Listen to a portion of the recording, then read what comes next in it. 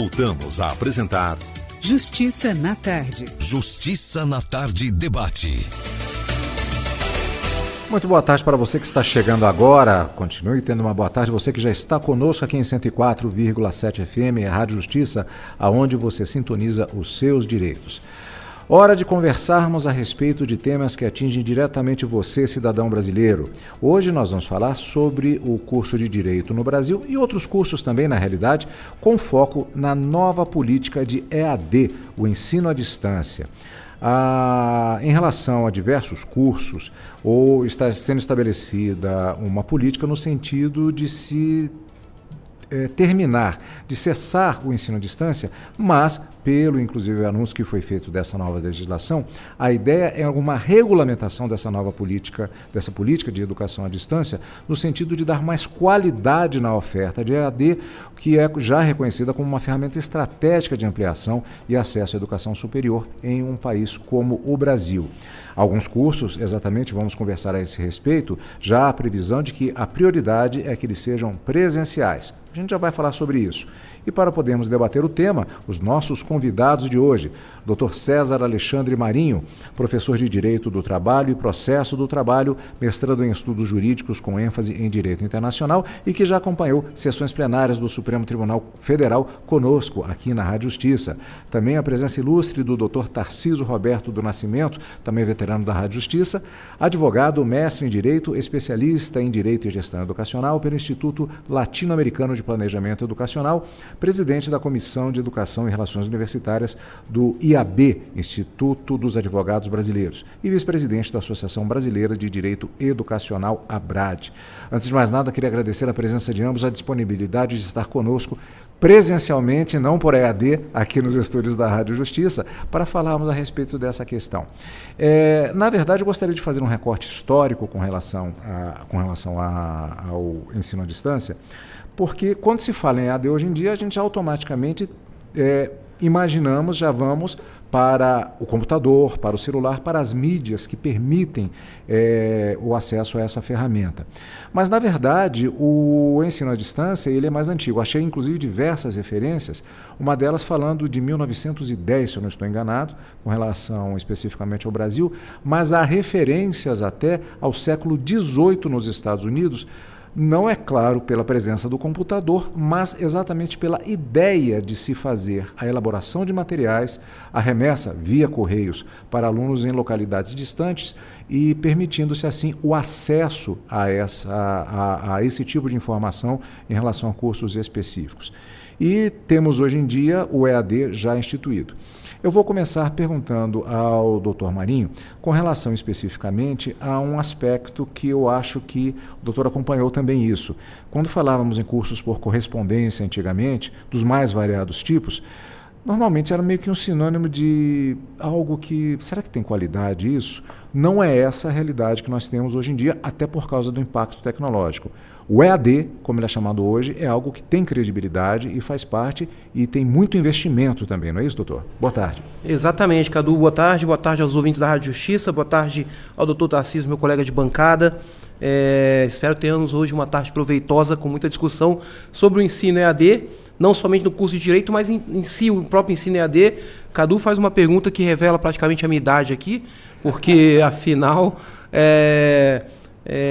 passei ainda na parte da minha infância ouvindo alguns cursos na rádio, onde eram comuns haver aí, então, cursos que eram praticados pelas ondas do rádio, e tem um que fica marcado na nossa memória, que é aos domingos pela manhã bem cedo, ou aos sábados muitas vezes, o telecurso. Exatamente. Né? Que é um EAD, não é? Exatamente, Cadu. Essas são formas de ensino, eram formas muito, digamos, mais rudimentares, né, de ensino EAD, mas que eram regulamentadas no Brasil e que eram praticadas, e que realmente a grande pergunta que se fazia era se havia uma qualidade efetiva em relação a esses cursos. Mas eu lembro também das bancas de jornais que vendiam revistas de cursos que eram praticados em EAD, e até alguns casos no radioamadorismo, né, em que alguns radioamadores faziam as suas atividades educativas via sistema de rádio, no sistema de rádio amador. Mas veja, Cadu, quando se trata de qualidade, talvez esse marco jurídico que tenha trazido para o ensino EAD agora em maio de 2025, por essa portaria do Ministério da Educação, seja exatamente um dos pontos centrais da portaria, que é falar sobre a qualidade do ensino EAD, mas também a necessidade de acompanharmos essa condição do ensino EAD para a prática das mais disseminadas formas. Afinal, nós temos hoje ferramentas tecnológicas suficientes para garantir, em muitos casos, que o ensino EAD pode ser praticado com determinadas qualidades. Não especificamente para algumas matérias, alguns cursos, digamos assim, que necessita da interação pessoal, talvez até mais de uma prática de manuseio de material, principalmente os cursos da área de saúde, digamos assim, né? Mas é necessário que a gente tenha essa especificação no marco teórico. Então, em determinado ponto, sim de se louvar a iniciativa do Ministério da Educação, ou seja, do governo federal, no sentido de criar um marco jurídico para o ensino à distância, já que nós não tínhamos assim algo tão intenso em relação ao ensino à distância, que era ofertada um número de vagas absurdas, porque afinal, realmente a gente pode ter aí um número de pessoas com acesso à educação em vários níveis dessa forma. Mas a gente tem que verificar também, o contraponto disso qual é a qualidade dessa educação, o que nós estamos ofertando para esse público. Doutor Tarcísio, aliás, fique à vontade até para responder também a questões que estão sendo colocadas. Aliás, eu sempre digo aqui que não é propriamente um debate presidencial, que temos que controlar o tempo rigidamente. Doutor, eu vou ter que dar mais 30 segundos para o nosso outro participante. A participação é livre, inclusive para complementar qualquer observação aqui durante o nosso debate. Mas eu gostaria de perguntar agora ao doutor Tarcísio especificamente sobre essa questão da qualidade do ensino e a diferença entre a questão do ensino presencial e o ensino por EAD. Se no passado havia, ou dependendo do curso, ainda há um questionamento a respeito de qualidade, hoje já há uma equivalência entre os cursos que estão disponibilizados, insisto, dependendo da matéria, entre o EAD e o curso presencial? Carlos Eduardo, boa tarde. Boa tarde ao meu amigo de bancada, Dr. César. Prazer imenso estar aqui com todos. Boa tarde aos ouvintes. Falar sobre EAD é um tema muito palpitante, um tema muito da moda, né? E sobre a qualidade, essa discussão é muito antiga, como você mesmo já mencionou.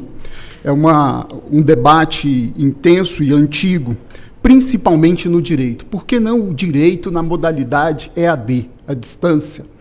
É um curso, eu escuto muito, é um curso teórico. Opa, é possível, não é possível? Primeiro ponto que a gente tem que colocar, nunca existiu o curso de direito totalmente à distância. Isso nunca existiu. Então, a briga travada por todos os personagens sobre a qualidade e a modalidade é justamente para que o curso não fosse feito totalmente à distância. O que é um curso totalmente à distância? É um curso que tem aulas gravadas, o aluno ele vai à frente do computador ou de algum equipamento eletrônico e assiste aquela aula no momento que ele pode, no momento que ele tem ali o interesse, a disponibilidade, né? E a aula presencial não, é aquela tradicional que nós sabemos. Existe uma grade horária, com horário X que eu tenho que cumprir e uma estrutura curricular que eu tenho que observar, né? Então, existe um professor ali ministrando aulas, eu entro e tenho que assistir e dar conta daquele conteúdo ali, das avaliações. Para a gente falar um pouco, doutor César, sobre esse aspecto da qualidade, né, e até para chamar a atenção, de 692 cursos na modalidade à distância que foram avaliados pelo ENAD, pelo Ensino Nacional, né, pelo Exame Nacional, de Desempenho dos Estudantes, apenas 6 obtiveram a nota máxima, que é 5. Apenas de 692. Isso chamou muito a atenção do Ministério da Educação no todo. A Ordem dos Advogados do Brasil fez diversas audiências públicas, tive a oportunidade de participar, de acompanhar outros institutos, outras associações, a BRAD, a AB, outros debateram o tema, e chama muito a atenção quando você vê outras associações, outros conselhos de classe, outras profissões discutindo a matéria. O Conselho de Enfermagem chegou nesse debate e falou: temos hoje 80 mil vagas à distância, totalmente à distância o curso. que o aluno se matricula em uma determinada instituição de ensino, seja ela numa metrópole, e vai a um polo assistir essa aula, fazer a avaliação. E a briga dos conselhos é: esse polo não tem qualidade. Esse polo não tem um laboratório adequado para esse aluno. Então, isso afetou demais e chamou muito a atenção. Eu me lembro que o ministro, isso está nas mídias, quem quiser pesquisar, ele tem uma entrevista ou um vídeo dele que ele fala assim, querem colocar o curso à distância de odontologia. Então, como seria esse aluno para tratar, né, de um paciente, de um dente, à distância? Então, isso ainda requer, Cadu, na minha avaliação, na minha opinião, uma interação presencial, algo que esse candidato, esse futuro profissional, tenha, sim, o contato com a atividade profissional nos bancos acadêmicos, no dia a dia, de forma presencial.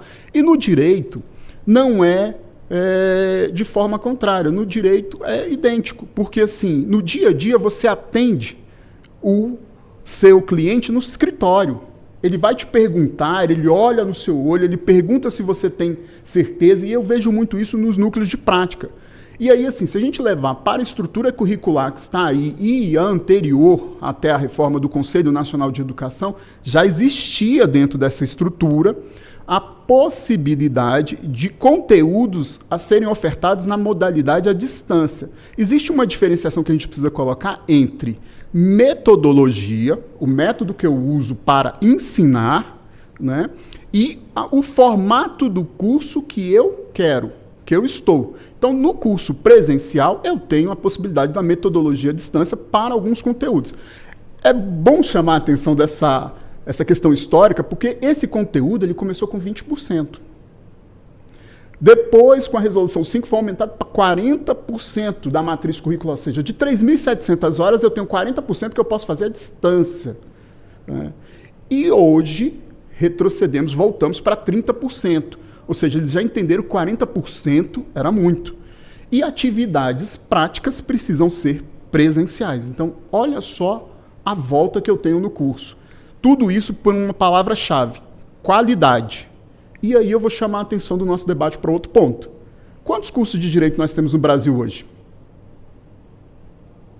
São 1.988 cursos presenciais autorizados pelo Ministério da Educação. Né? Em Brasília temos mais de 45. São Paulo temos mais de 238.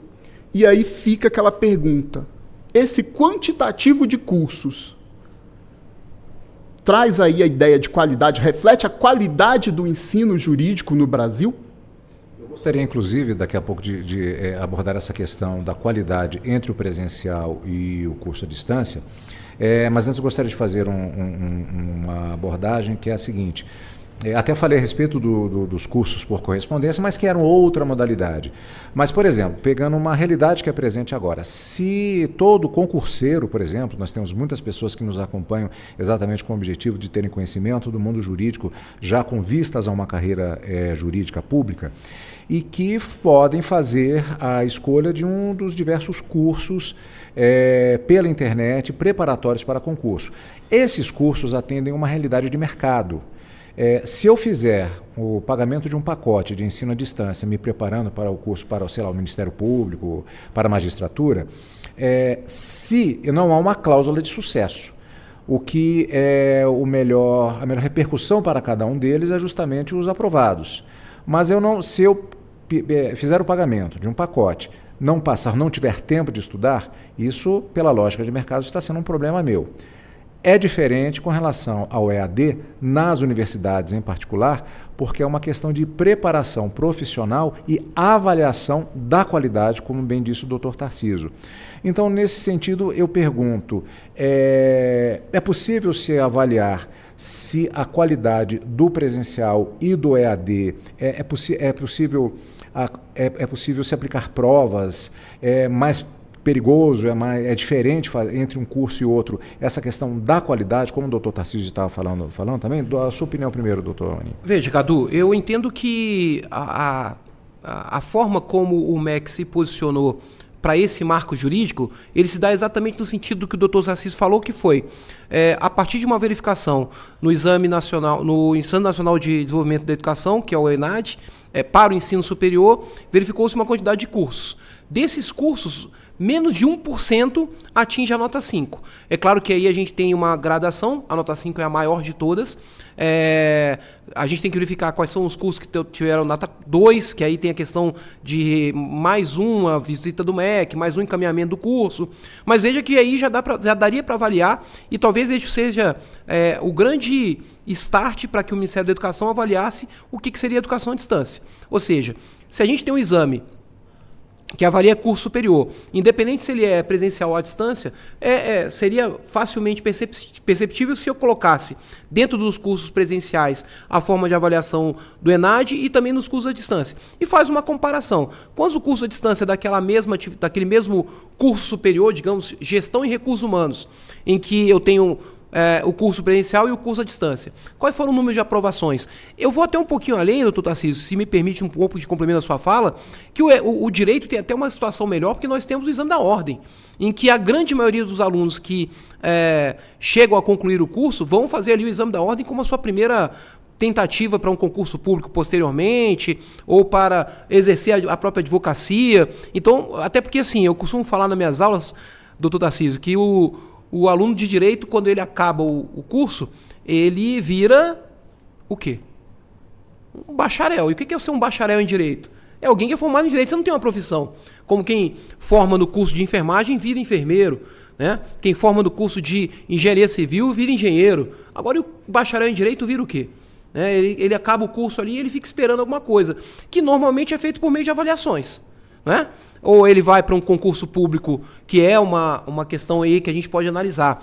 É interessante porque a gente vê até a possibilidade desse aluno que depois ele contrata um cursinho preparatório para o concurso público, sendo que aquela matéria ela teve todinho durante a faculdade. Ele reconheceu aquele conhecimento teórico na faculdade.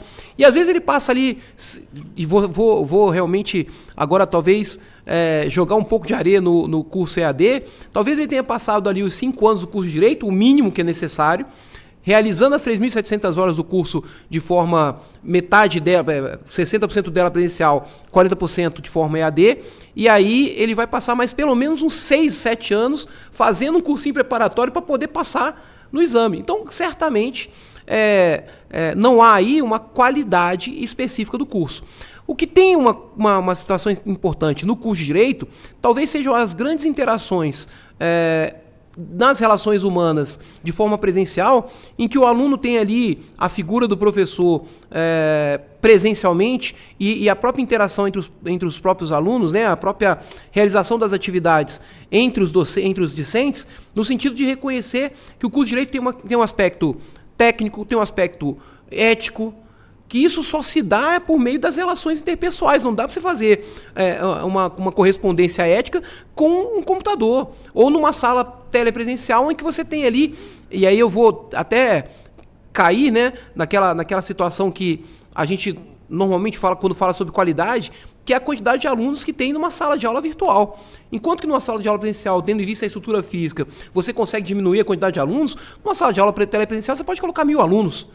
E aí, onde é que está a qualidade quando você dá aula online para 1.000 pessoas, que na verdade é uma aula telepresencial? É aquele sistema em que você está em um determinado local, no mesmo horário que o seu aluno está em outro local, mas é necessário que o horário seja o mesmo. Então você tem uma hora marcada, como se fosse ali, vou dar uma aula de 7 da noite às 19 horas às 22 horas, e presencialmente falando. Mas eu posso colocar nessa sala 1.000 pessoas, imagina. E aí qual que é a qualidade que esses alunos vão receber de informação? Mesmo que o professor seja excelente, a gente tem que ter a interação, e a gente sabe que a educação parte disso, que é uma interação entre o docente e o discente, de forma que essa interação ela chegue a um determinado ponto e o aluno tenha a transmissão desse conhecimento. Okay? É claro que uma plataforma, uma boa leitura, pode passar também a transmissão de conhecimento? Com certeza também pode. Mas a interação humana, nesse momento, até para as questões técnicas e profissionais, é de extrema importância. Talvez até um problema, doutor Tarcísio, e a gente possa chegar nisso, é que logo após ele vai sair de uma realidade presencial e a gente vai ter aí as audiências, por exemplo, telepresenciais. Mas a gente já sabe que as audiências telepresenciais, elas são regulamentadas pelo CNJ, até para que você possa ter segurança jurídica na realização daquele ato processual. Então isso é importante da gente imaginar. Doutor Tarcísio, alguma observação nesse ponto? Vamos lá. Dr. César tocou num ponto aqui que eu chamo de extrema importância e crucial, que é a qualidade sobre o aspecto do aluno de direito submeter ao exame de ordem. E aí, me chama muita atenção um ponto que o senhor falou, que nas minhas palestras, no dia a dia, no debate, eu vejo muito aluno chega e fala assim: a Ordem dos Advogados do Brasil está impedindo de exercer a minha profissão. Mas, peraí, você entrou num curso de direito ou de advocacia? Não, mas todo mundo sabe que quem está no direito vai para a advocacia. Calma, peraí. Foi feito um estudo pela OAB São Paulo, muito tempo atrás, e com o direito você pode exercer 220 e tantas profissões. Seja assessor parlamentar, delegado de polícia civil, delegado de polícia federal, promotor de justiça estadual, né, procurador federal, juiz federal, e aí vai, juiz do trabalho. Então, assim, você precisa ser bacharel em direito e ter a prática ali do concurso que é exigido. Não diz que você tem que ser advogado, né? Então, assim, advogado é uma das profissões. Então, eu costumo dizer isso, porque tem muita gente que entra no curso de direito e não tem o sonho de ser advogado. Pelo menos, doutor César, na minha faculdade, onde eu leciono e onde estava lecionando muito na graduação, agora não estou, você fazia uma pergunta em sala de aula: quem quer ser advogado? 2, 3 levantavam a mão. O resto é concurso público. Mas sabemos que o concurso público tem um número de vagas. Entre os melhores, tem uma linha de corte. Quando este candidato não passa no concurso público, para onde ele vem? Para as fileiras da advocacia. E aí tem o famoso exame de ordem. Por quê? O aluno, ele é, nesse caso, voluntário. Ninguém obriga ele a fazer o exame de ordem.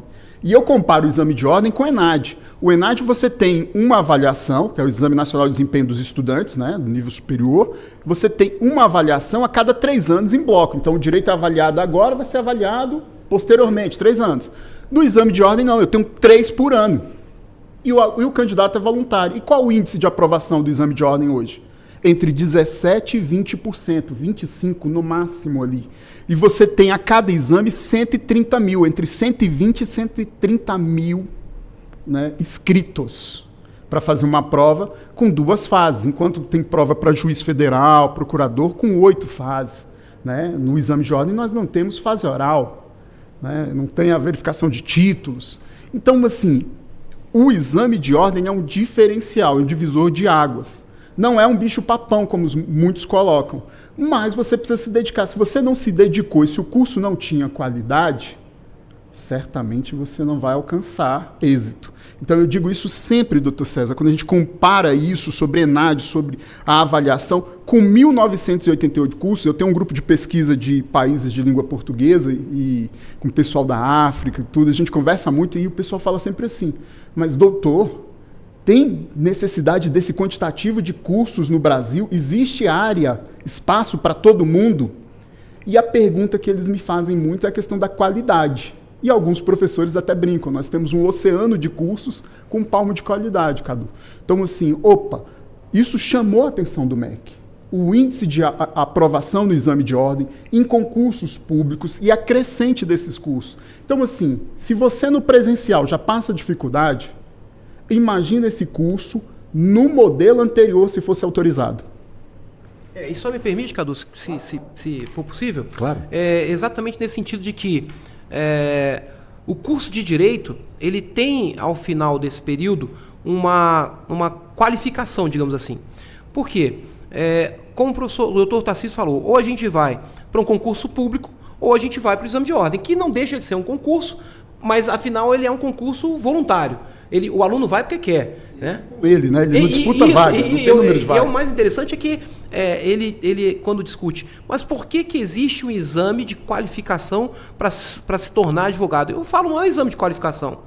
É um exame que é exigido pela lei, na verdade é uma exigência legal, que determina que aquela pessoa está apta a exercer a advocacia, assim como o concurso público existe, para que você possa não só selecionar, mas também determinar se aquela pessoa está apta para exercer a magistratura, a ser delegado de polícia, ser assessor parlamentar. Ou seja, nós temos então uma série de possibilidades que o aluno de direito, normalmente ele se envereda para uma dessas áreas, mas eu só gosto de lembrar também uma coisa que é interessante. Por que nós temos um exame de ordem e muitos alunos vão primeiramente até o exame de ordem?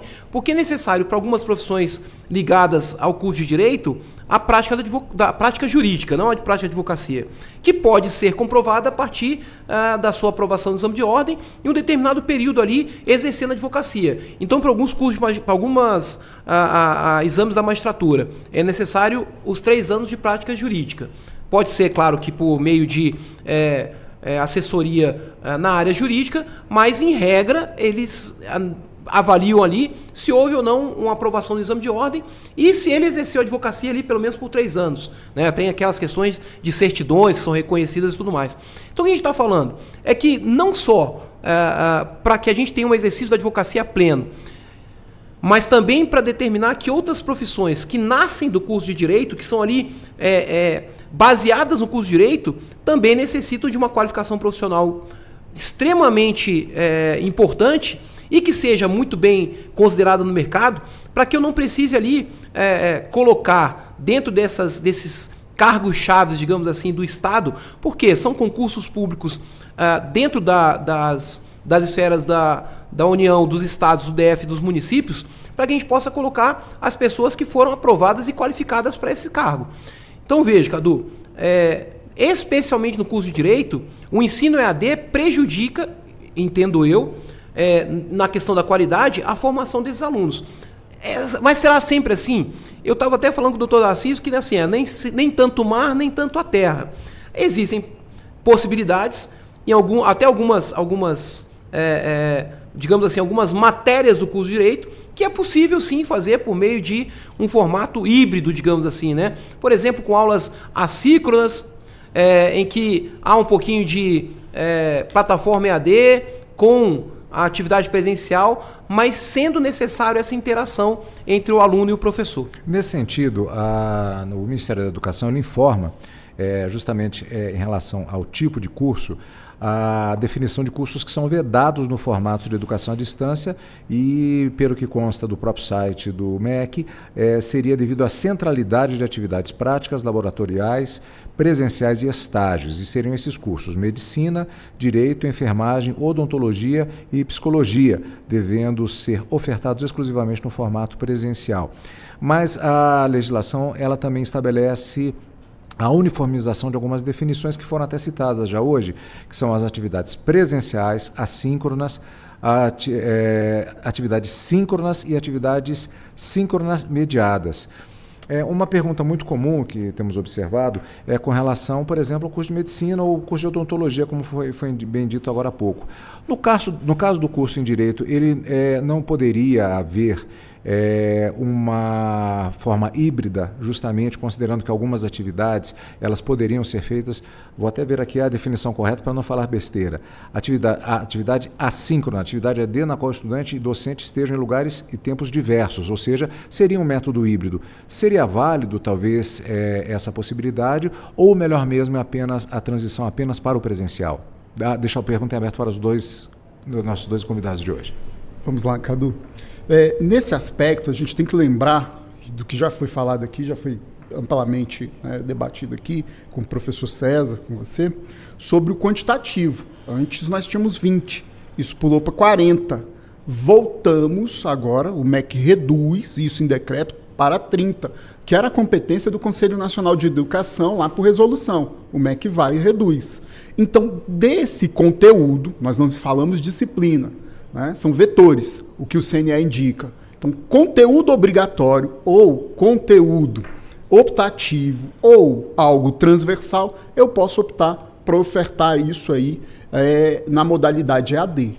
É um ponto muito que eu volto a bater nessa tecla. A gente tem que separar o que é metodologia de ensino da modalidade de ensino. Então, assim, eu tenho algo que é um método de ensino, né? Então, assim, quando ele traz isso, ele pensa na qualidade. A gente tem que pensar nesse marco regulatório da educação à distância, num emaranhado de normas. Eu digo isso no meu livro.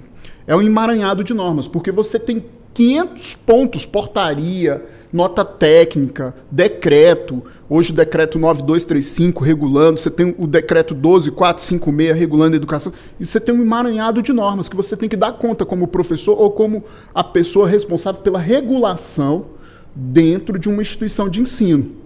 E aí você tem a avaliação de conceito preliminar de curso, conceito de curso em visita, você tem um índice geral de cursos e você tem um ENAD. Então, assim, olha só o tanto de sigla que eu coloquei aqui, que é de responsabilidade do Ministério da Educação para avaliar um curso ou aluno. Quando o MEC vem e fala sobre isso, ele fala sobre qualidade. Espera aí, se eu tenho 1.988 cursos, que eu nem destaquei aqui, o quantitativo no Exame Nacional de Desempenho dos Estudantes no ENAD, que também é baixo, que não alcança uma qualidade significativa no presencial. E eu tenho diversos pedidos no Ministério da Educação, foi onde o ministro criou uma moratória, o Camilo, ao entrar, né, o atual ministro da Educação, e falou, opa, vamos parar e vamos olhar. Eu tenho aqui, sei lá, vou chutar o que eu já ouvi de muitos. 400 e tantos pedidos só no direito para a modalidade EAD, sem um marco legal. Se vocês pesquisarem na internet, vocês vão encontrar uma instituição no sul do país que ela sozinha pedia 20 mil vagas, com um corpo docente com aproximadamente 8 professores. Aí eu pergunto, você tem 20 mil alunos, se o MEC fosse lá e concedesse essa autorização, todos à distância, em qualquer localidade do país. Como seria essa prática, professor César? O camarada está lá em Manaus, mas a instituição sede está em Santa Catarina. Quem dá a prática aí terceiriza num polo, como seria? Então, esses pontos chamaram a atenção e aí tornaram a questão do decreto mais rígido.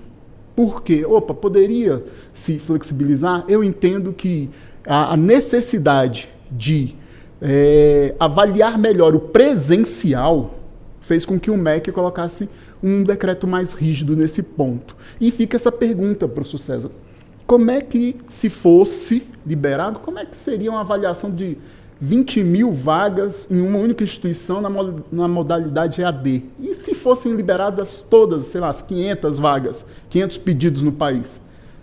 Então, é algo que eu acho, volto a frisar, muito salutar o que o MEC fez, pensando não na instituição, Ministério da Educação, mas pensando no futuro do Brasil, na qualidade do ensino ofertado e nos egressos que serão aí, né, futuros profissionais do direito. Me parece, doutor Tarcísio, que ainda que a gente tivesse essa possibilidade de criar polos, ficaria muito difícil de fiscalizar essa produção presencialmente, ou seja, eu teria, como o professor Tarcísio falou, a diferença entre a metodologia a ser aplicada numa determinada matéria, para ser bem prático. Imagina que você dá uma matéria chamada Direito do Trabalho, né? E aí essa matéria, essa parte do curso de Direito, poderia ser numa metodologia em parte presencial e em parte telepresencial.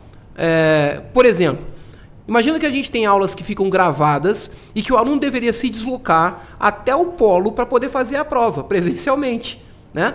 Essa é uma forma que a gente tem de metodologia, né, a ser aplicada. Não é a modalidade do curso. O curso seria presencial, não é isso? O curso seria presencial, no entanto, a metodologia aplicada seria uma metodologia via EAD. Eu teria a aula gravada, eu teria lá uma apostila de ensino e que esse aluno, em determinada época, teria que se disponibilizar a sair da sua localidade ou da onde ele está lá e comparecer a um local presencialmente para fazer uma prova. O que me parece que não é algo prático no sentido de avaliar o aluno, quando, na verdade, você, como professor presencial, você tem a avaliação de determinadas formas. Até a interação com o aluno você consegue avaliar aquela possibilidade.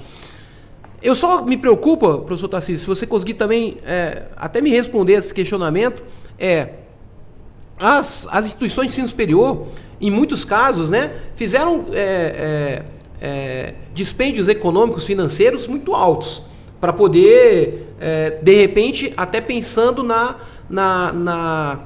nas ofertas, né, de 20 mil vagas, por exemplo, ele tem que ter aí certamente uma plataforma educacional digital robusta, que vai aguentar aí material, que vai aguentar acessos e tudo mais, robusta.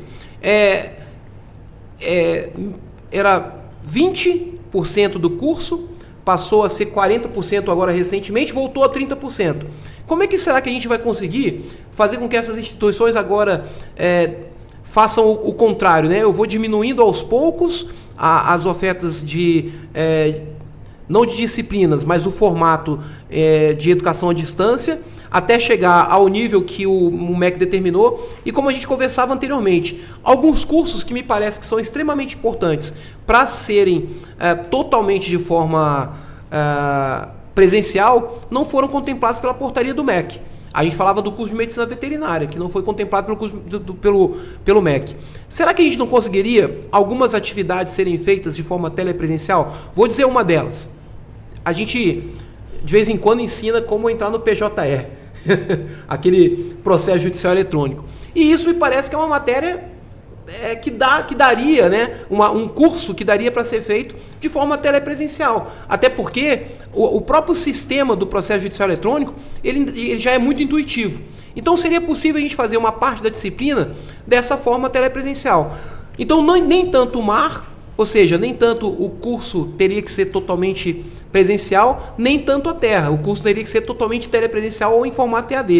O que você acha da gente poder rediscutir essa plataforma no sentido de demonstrar que realmente é possível, em alguns casos, a gente fazer a matéria de forma telepresencial? Vou falar do estágio. O estágio, por exemplo, é uma matéria que me parece que a interação com o seu possível cliente, com atendimento à comunidade, por exemplo, que os núcleos de prática jurídica podem fazer, seria uma parte importante. Mas nesse momento também tem aquele momento em que o estudante tem que entrar no sistema para poder cadastrar uma petição inicial, para poder distribuir a petição inicial. Essa parte pode ser feita em AD. Eu não vejo problema nenhum. O que você acha, professor Tarcísio? Nós estamos falando sempre sobre aqueles pontos, ou modalidade ou metodologia, né? E eu volto a frisar sobre a qualidade. Vamos lá, nós temos aí, como bem colocado, 20% lá atrás, 40%, e voltamos a 30%. Nada impede que em certos aspectos tenha-se a facilidade, ou seja, a utilização dessa metodologia para alguns casos específicos, para alguns conteúdos. Lembrando que a prática hoje requer a questão da interação. Eu acho que a gente vai falar sobre chat GPT, sobre inteligência artificial hoje, são mecanismos, são pontos hoje utilizados para o ensino. Eu não posso fugir disso. Lá atrás o curso de Direito era feito papel, caneta e um quadro. Hoje, depois tivemos aí o avanço, bem lá atrás, não é da minha época tanto assim, mas uma máquina de escrever, já peguei o fim ali. Depois disso, quantos faziam uma petição numa máquina de escrever e veio o computador? Não, quem é que vai se adaptar? Então, assim, nós estamos falando de uma ciência viva, que é o direito. Claro que o direito, tanto o ensino, vai se adaptar àquela modalidade. Agora, a gente não pode se afastar da ideia, professor, de qualidade. Vou dar alguns exemplos. Um rapaz que eu atendi uma vez, conversando comigo, sabendo que eu era professor, ele falou, reprovei nesse exame, esse exame não tem jeito. Olha aqui, professor, olha aqui. Tá, e aí? Doutor, estou vendo aqui, né? Aluno de direito, doutor, olha aqui e tal. Peticione. Está inconformado com tudo isso? Peticione. Como é que eu faço isso? Se você está no final de curso, é formado, e vira para um advogado e pergunta como é que você peticiona, como é que você escreve, onde está a falha, doutor César? Então, no ensino, no ensino. Então, assim, mas a gente está chegando a um ponto aqui que nós concordamos muito. É assim, ó.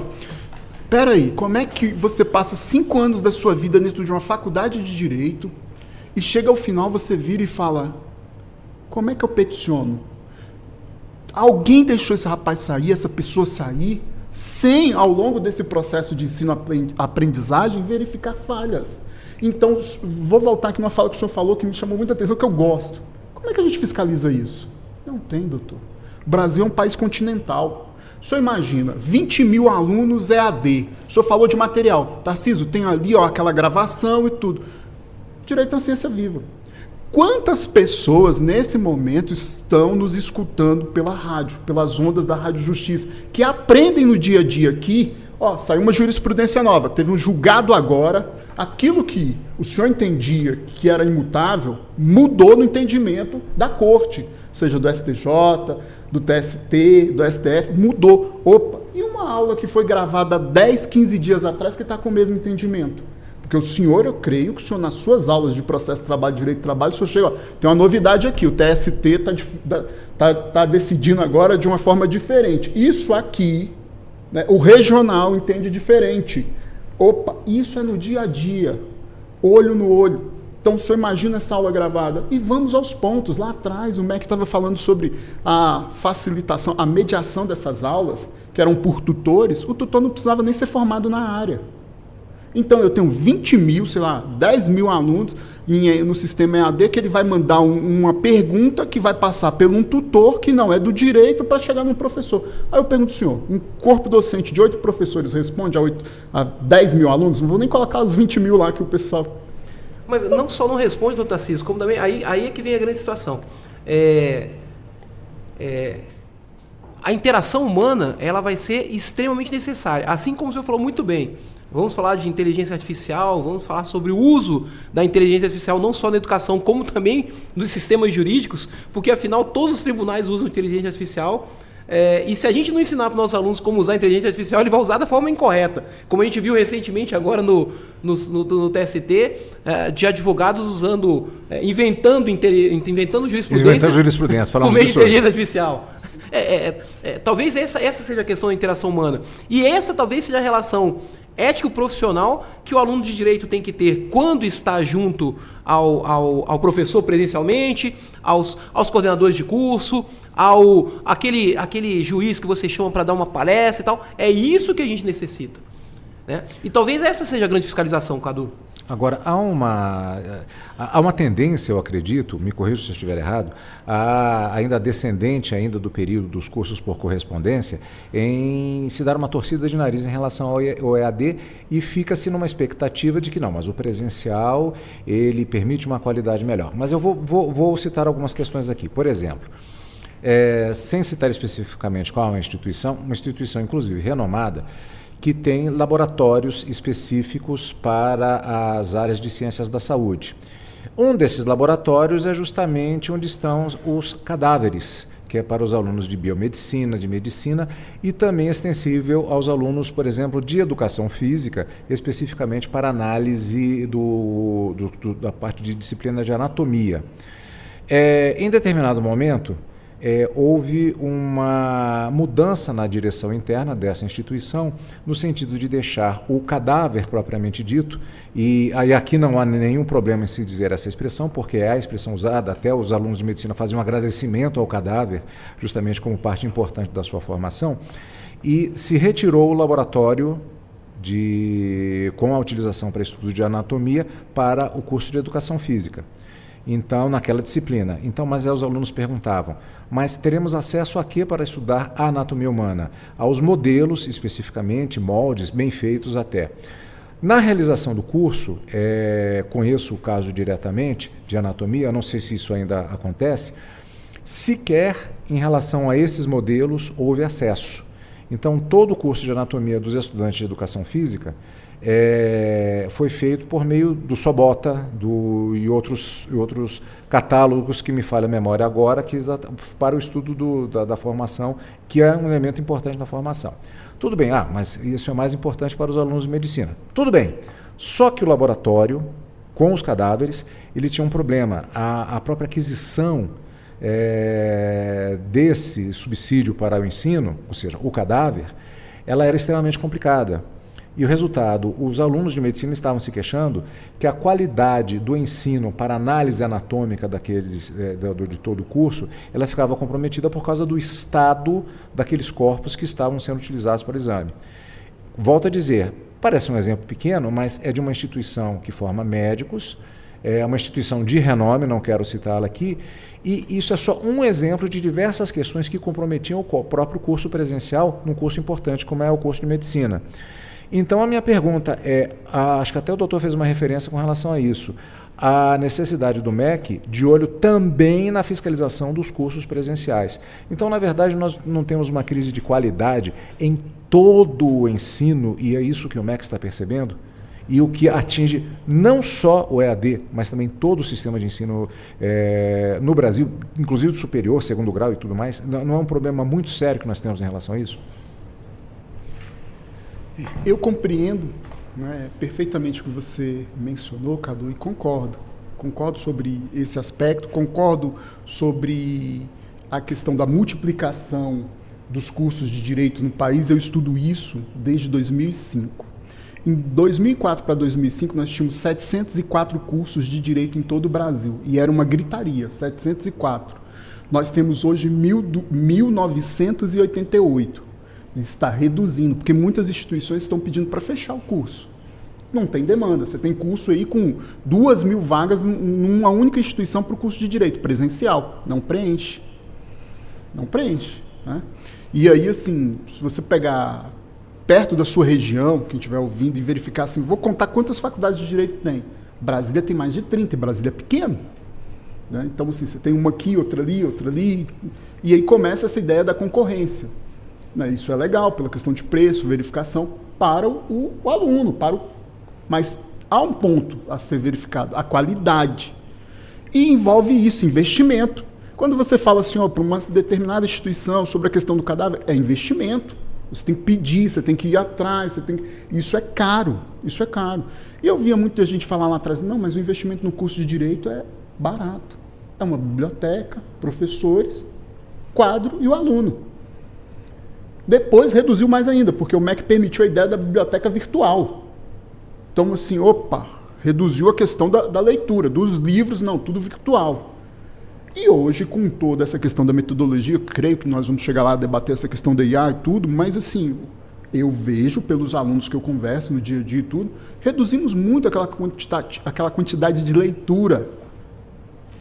Hoje o aluno, assim, do que eu converso, existem, não quero generalizar, mas existem alunos e tudo que hoje, o professor César deu ali a aula de Direito do Trabalho, vou tirar uma foto do quadro. Só naquele ponto do quadro. Não, mas aí eu tenho que ler os grandes clássicos do direito do trabalho, saber a história, que é um direito social, como vem, como nasce. Não, só esse ponto aqui. Por que vai cair na prova, professor? Nós estamos indo para esse aspecto de muita rapidez em tudo. E isso afeta a qualidade. Então, é um ponto quando você coloca em AD, porque assim, eu costumo dizer que a pessoa que estuda à distância, ela é muito, muito focada. Porque ela precisa estar ali, eu tenho que entrar hoje, eu tenho que olhar, eu tenho que fazer. Eu não tenho aquele, eu vou na aula e vou assistir hoje. Professor, hoje eu não estou bem. Não, você tem que estar. É você com você ali. Então, assim, eu entendo que a modalidade ela é ideal para um aspecto específico, mas a gente não pode ampliar. E o que você fala, Cadu, é de investimento, da inserção de investimento para a qualidade e da fiscalização. Nós tivemos um processo muito alto de fiscalização do MEC em meados de 2007, onde teve um processo de supervisão que levou em consideração o exame de ordem, né, os dados do exame de ordem do Conselho Federal da OAB e os dados do ENAD num cruzamento. O ministro, à época, né, baixou em supervisão e, com medidas cautelares, proibindo a entrada em cursos de direito de diversas instituições no país, para sanar. Então, a gente precisa ver isso. E aí tem um outro aspecto que eu quero chegar ao ponto da sua pergunta, quando você fala. Nós temos hoje uma multiplicação de cursos de direito. E faltam profissionais em outras áreas. Né? Eu vejo muito aí, conversando no dia a dia com outros professores e tudo, um apagão sobre a área de tecnologia, sobre isso. Não seria um ponto de rever até o número de vagas? Quando você tem hoje, Cadu, uma instituição com mais de 2.000 vagas, que ela preenche 300, para que ela tem essa necessidade de 2.000?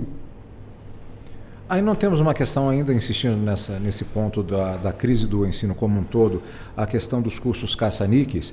Às vezes é mais fácil você fazer um curso de humanas do que você montar um curso de tecnologia, sendo que a área tecnológica é uma das que mais há uma grita no sentido, há uma necessidade, uma demanda no sentido de termos mais pessoas formadas especificamente nessa área. Isso não é um elemento que acaba entrando também e pesando negativamente em relação à criação de tantos cursos?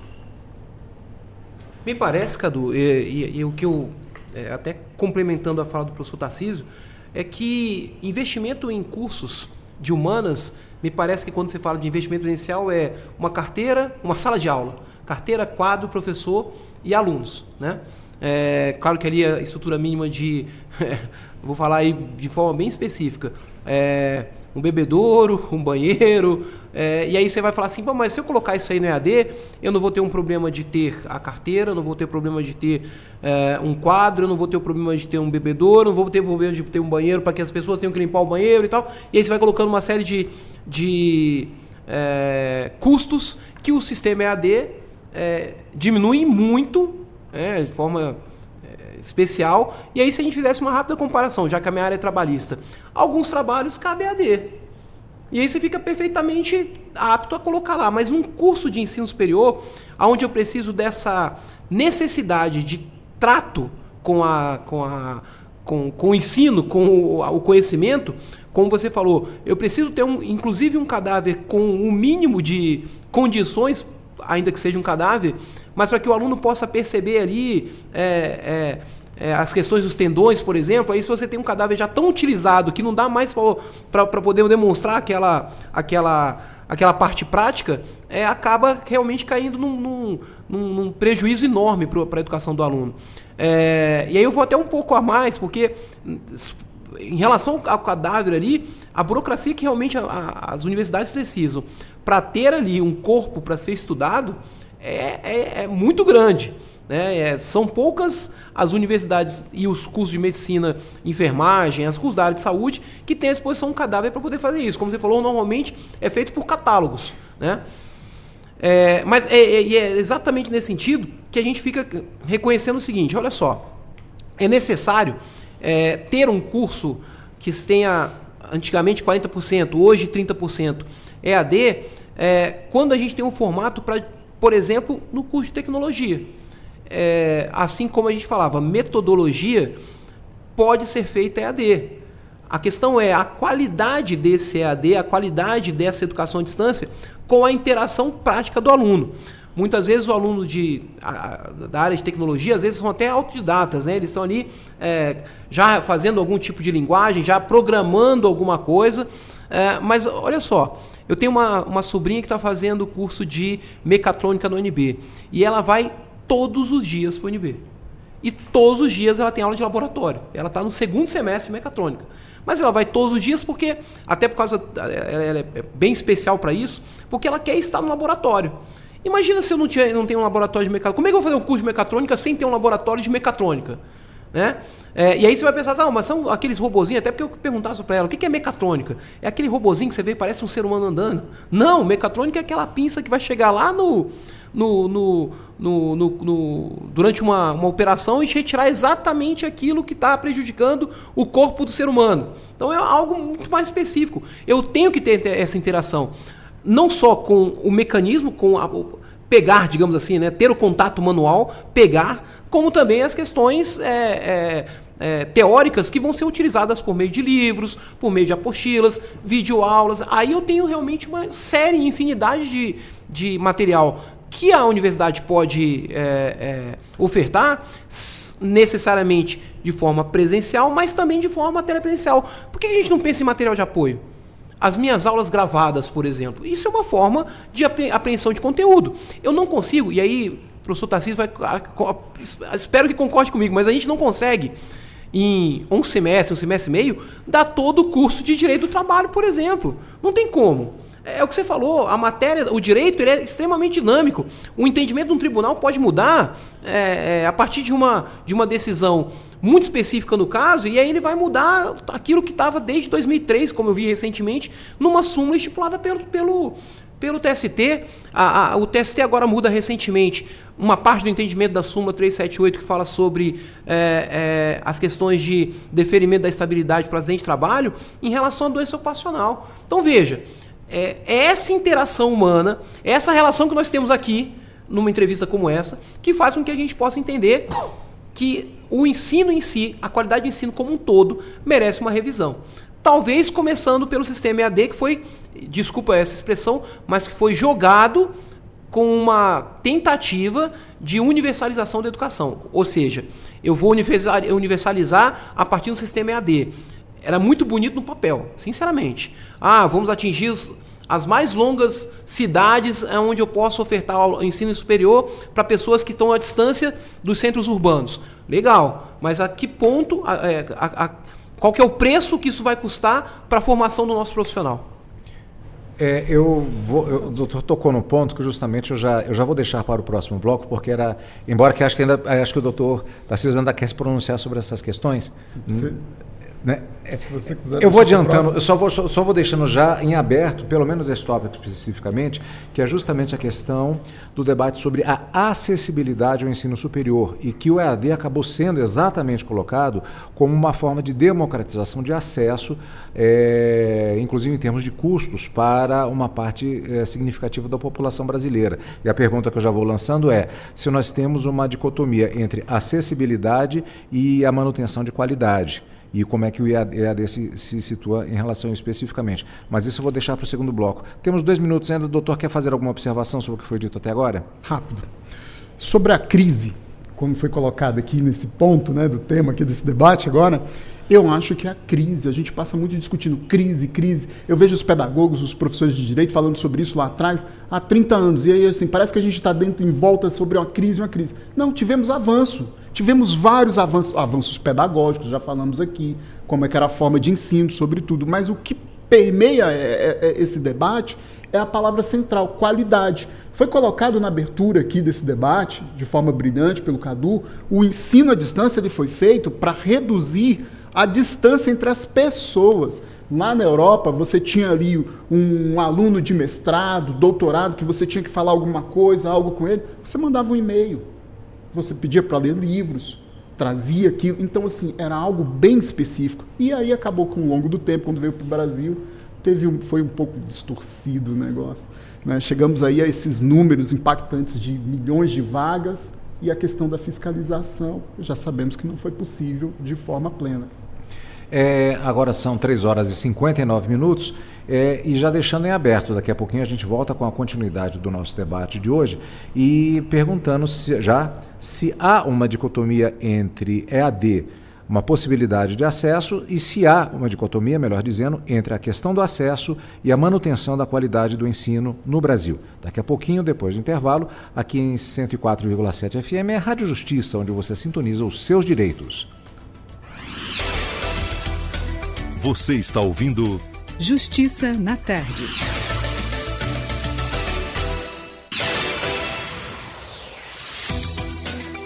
Voltamos a apresentar Justiça na Tarde. Justiça na Tarde Debate.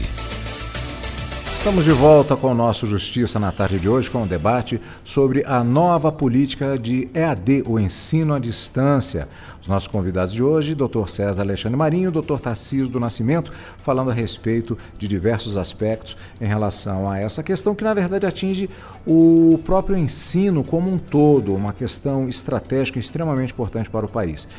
E eu havia antecipado o tema que eu gostaria de abrir nesse segundo bloco do nosso debate de hoje, que pode ser resumido na seguinte pergunta: se há uma dicotomia entre aumentar o acesso ao ensino, o que também foi feito com o EAD, e também a manutenção da qualidade do ensino.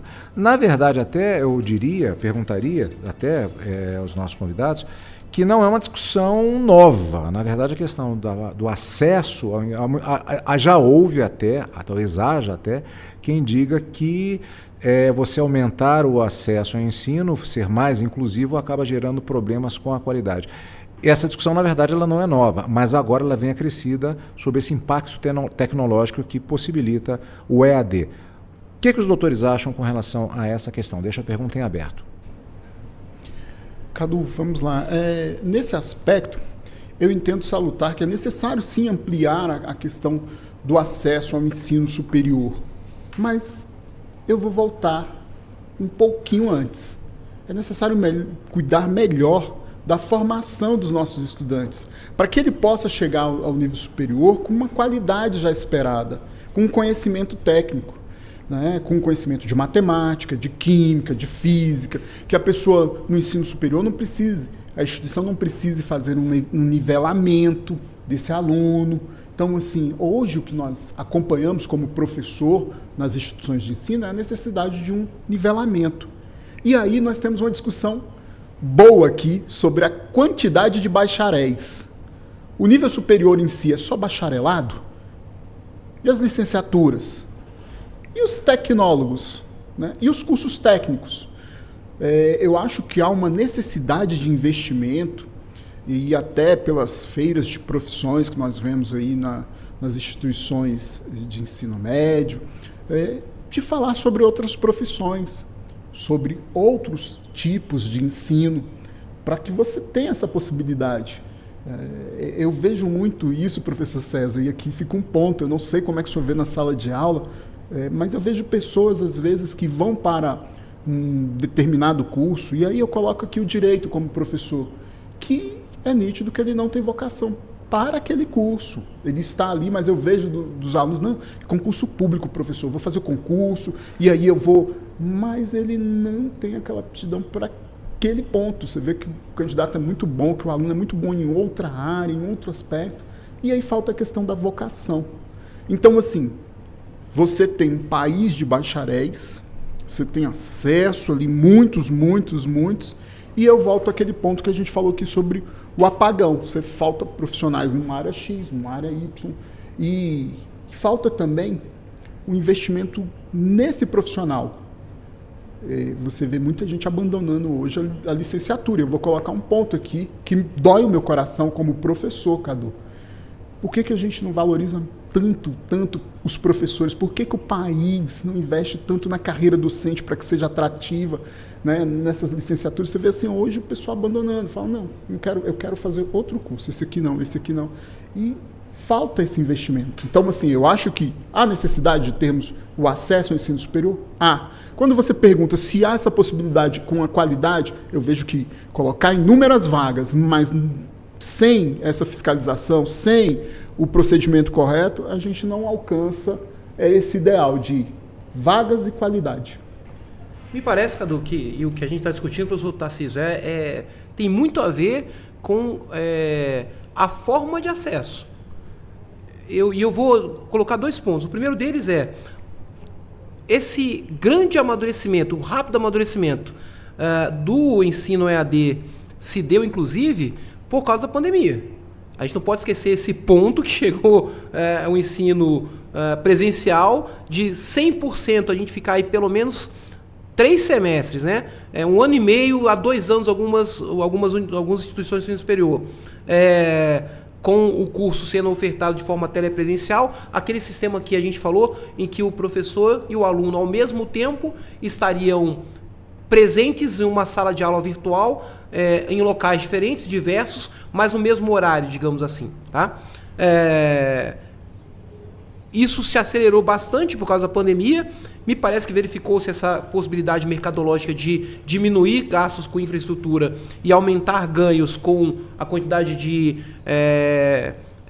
vagas ofertadas naquele ensino. Então, quando uma faculdade resolve requerer ao MEC 2.000 vagas, certamente ele não tem uma estrutura para um primeiro semestre de 2.000 pessoas, não tem uma estrutura como essa, estrutura física como essa, e aí a gente acaba realizando o seguinte, e é o que eu vejo hoje em sala de aula, eu dou aula na graduação.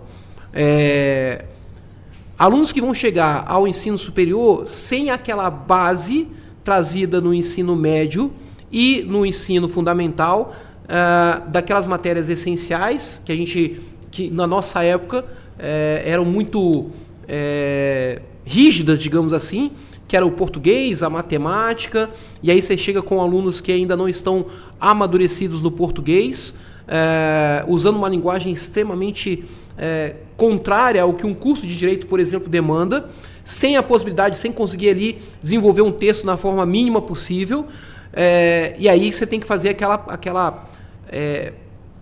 forma como o professor de ensino superior deve adotar, que é simplesmente dizer o seguinte, olha, nesse momento aqui você não está preparado para isso.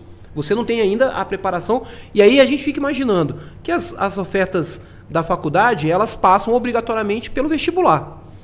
E hoje a grande maioria das faculdades de ensino privado tem um acesso, me parece um pouco até tendente a adotar esse motivo que a gente está falando agora, que é o aluno entrar, ter acesso a esse ensino superior, mas sem aquele crivo que seria o vestibular, como fizemos na nossa época, de 2 dias de vestibular, todas as matérias, um vestibular presencial, ainda que você não fosse utilizar o curso de Direito à Biologia, mas você iria ali passar por algumas questões de Biologia, de Química, de Física, de Matemática, do próprio português, uma redação bem escrita, porque se você não tivesse uma redação bem escrita, você não passava, que era um ponto muito alto.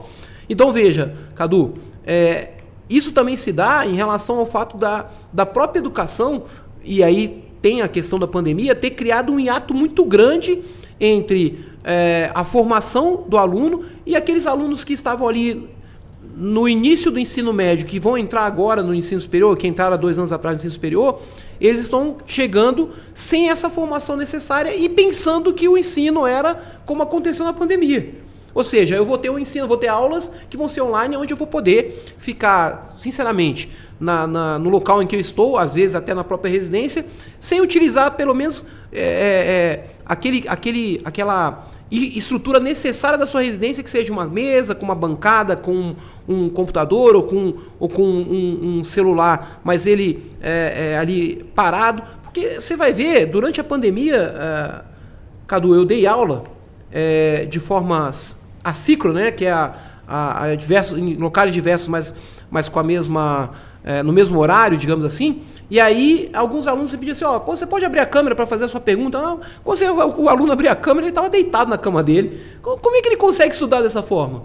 Então, assim, quando a gente fala de acessibilidade e qualidade, você está falando, inclusive, de outros aspectos que fazem parte do desenvolvimento educacional, que o aluno deve prestar atenção, que o aluno deve ter, e que isso não é simplesmente ter a indústria do diploma.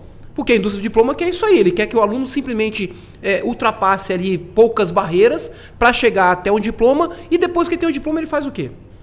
Ele não vai ter a formação, ou então mesmo que ele tenha, ele não consegue passar por aquelas próximas etapas, principalmente o aluno do curso de Direito, que seria ou passar no exame da ordem, ou passar no concurso público, ou estar ali dentro do mercado de trabalho, apto o suficiente para poder assumir alguma função no mercado de trabalho. Então, essa é uma discussão que a gente vai certamente continuar aqui, mas quando se fala sobre acessibilidade, não é simplesmente o que aconteceu pouquinho antes desse período aí de 2005, 2006, você falava, professor Tarcísio, que era quando o MEC bateu duro contra as universidades que ofereciam o curso de Direito, né? Porque foi exatamente no exame da ordem que eu passei, que foi 2005, que o MEC logo depois chegou e falou o seguinte, peraí, eu acho que o curso de Direito tem razão em fazer o exame de ordem e até adotaria para outros sistemas. Foi quando nasce o ENAD mais forte, o ENAD mais intenso, né? Que é aí que a gente consegue analisar o seguinte, olha, eu tenho que ter um método de fiscalização para saber como é que esse aluno está se portando. E aí eu iria um pouquinho além. Será que a política de fiscalização não seria ideal em que a gente fizesse na entrada do aluno, ou seja, quando ele ingressa na universidade, ali nos primeiros semestres, durante o meio da universidade, e aí ao final da universidade. Quando é que eu fiz isso? Eu tive uma professora excelente, que ela chegou para mim e falou o seguinte, olha, no começo do ano aqui, você vai ler o livro, que aí se você formou mais ou menos na mesma época, a gente tem basicamente a mesma idade, chamava O Caso do Explorador de Caverna. Eu li tanto no primeiro semestre quanto no último semestre. Claro. Exatamente. E a nossa mudança de mentalidade era perceptível quando você lia esse livro. O amadurecimento do curso. Eu acho que hoje a gente quase não faz isso, na verdade. Professor, se o senhor me permite, o que o senhor falou no todo, eu concordo, né? E acrescento.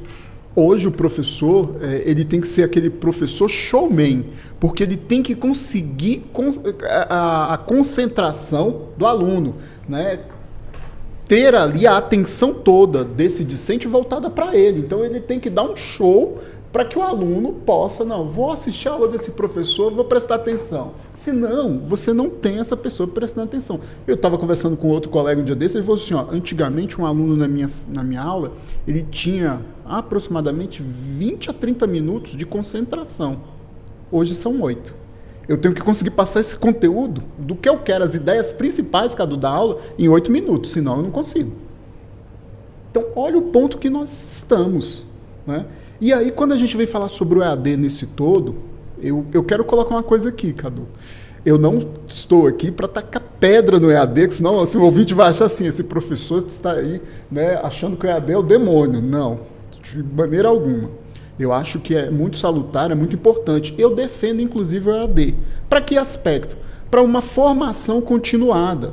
Para aquele advogado que já passou pela graduação, para aquele médico que já passou. Quantos médicos aí fazem especialização, conversam com outros profissionais de outro país, aí, de outra localidade, trocando ideias, técnicas, né? Nós, no dia a dia, o professor César já colocou aqui a ideia da justiça, né? Das audiências online. Então, assim, é uma ferramenta extremamente importante. Agora, é a adequação dessa ferramenta para um garoto, para um jovem que saiu do ensino médio, chegou na faculdade agora, que não tem conhecimento. E eu sempre dei aulas de propedêutica que o pessoal não gosta, né? Que o povo chega na faculdade, Cadu, com aquela vontade de ser professor, eu quero entender o Código Penal, matar alguém, 121, quanto tempo de prisão, como é que... Aí você vai falar sobre introdução ao ensino do direito, história do direito, né? Então, assim, a pessoa já não quer. E nesse ponto de faculdades que você bem mencionou sobre a questão do dinheiro, eu vejo muito algumas coisas tipo ensalamento. Você pegar um aluno que entrou agora, não conseguiu fechar a turma, mas pega o aluno do 8º, junta com o do 1º, junta com o do 3º que está em turma. Quando fechar a turma do 1º, você volta. E aí, assim, como é que você começa uma casa pelo telhado sem ter as colunas? É mais ou menos o que eu vejo hoje em algumas instituições, assim, no todo no ensino. Então, volta a nossa ideia de fiscalização, Cadu. Uma questão que é um debate à parte, mas que eu gostaria de fazer uma analogia, com relação ao sistema de cotas. Não, eu não quero questionar o sistema de cotas, mas uma pergunta que eu já fiz, inclusive, em outras entrevistas, é a seguinte: o sistema de cotas ele foi estabelecido com o objetivo em relação a possibilitar o acesso, mas durante todo esse período, me parece que não houve muita coisa feita para permitir a formação daquela população que quer se beneficiar, já passando algumas gerações, talvez, ou pelo menos uma, na base. Então, o aluno ele chega, voltando à questão do curso superior de uma maneira genérica, será que isso não faltam políticas públicas no sentido de uma visão mais global e de permitir um ensino de qualidade já desde o início, para que ele chegue na faculdade sem todas essas carências que no último curso que talvez ele faça na vida, se não quiser prosseguir posteriormente, não vai dar mais, a base já está comprometida, ou ele vai ter que correr atrás. E não tem algo estranho aí? Não tem algo errado aí, não? Parece também, Cadu, que a gente tem assim, um sistema, aliás, os vários sistemas que a gente tem de cotas, e até as próprias universidades públicas, elas podem fazer os seus próprios sistemas de cotas, tem essa possibilidade. E que... Só deixando claro, eu não estou questionando as cotas, mas esse atrás, isso que vem antes. Então, vamos lá. O que foi feito para poder considerar que hoje o sistema de cotas não é somente o sistema de cotas, ou seja, a gente tem que ter mecanismos que sejam além do sistema de cotas para que eu possa devolver, digamos assim, aqueles que tiveram prejuízos, sem necessidade disso perdurar o resto da vida. Talvez o que a gente precise seja como criar os mecanismos que vão a partir do sistema de cotas, ou seja, ao final, talvez criando a partir do telhado, mas chegando ao alicerce a partir dessas políticas que vão retomando as condições para que eu possa chegar a um sistema de cotas que não seja mais necessário. A ideia seria essa aí. O problema é que a gente só enxergou um único problema: o acesso ao ensino superior. E a educação básica que essas pessoas que vieram a utilizar o sistema de cotas, ou então como é que a gente realizou outras políticas públicas no sentido de atender, ao final, um sistema de cotas que fosse diminuindo a partir do momento que eu vou reconhecendo a necessidade de atender pessoas que vão futuramente utilizar o sistema de cotas. Então, isso não foi feito. É a mesma coisa que eu falo, por exemplo, em relação à pandemia. Diz que a cada ano em que a gente utilizou os sistemas de aulas no formato EAD para atender a necessidade de questão de saúde pública ligada à pandemia, onde a gente não tivesse aglomerações, a cada ano foram 3 anos de prejuízo ao ensino fundamental. Então, por exemplo, eu tenho uma filha que está com 12 anos hoje e que durante a pandemia ela teve aulas online, e aí eu vou falar que não eram aulas. Ela certamente ficava pela casa rodando durante o período da aula. Os pais trabalhando ali, dando aula, tentando realizar alguma coisa, então, o prejuízo que eles tiveram foi imenso. E aí eu venho novamente, e qual foi a política que foi adotada pelo sistema educacional brasileiro para reduzir esse déficit que chegou a 9 anos? Então, hoje, os alunos que estão, por exemplo, no 7º ano, no 8º ano do ensino fundamental, estão ali com prejuízos de pelo menos 9 anos em relação aos seus conhecimentos educacionais. E a gente não adotou nenhum outro sistema porque simplesmente deixamos o seguinte: vamos passar por isso aqui, e ainda bem que passamos pela pandemia e esses alunos agora estão seguindo o rumo, mas a que preço eles estão seguindo o rumo? É exatamente a mesma comparação em relação ao sistema de cotas. Cadu, você acha que você pegou num tema que assim, é muito caro para o seu amigo aqui, que são as cotas. Eu não sou oriundo de cotas, mas eu defendo ferramenta, assim, com todas as forças as cotas. E por que existem cotas? Pelo desequilíbrio que nós temos na população brasileira e no cenário educacional. E o que você vê da cota? Você vê que essa pessoa que chega ao nível superior com uma cota, e eu estudei em instituições de ponta, instituições públicas, terminei a minha faculdade, sou egresso de uma instituição tradicional em Brasília, mas privada.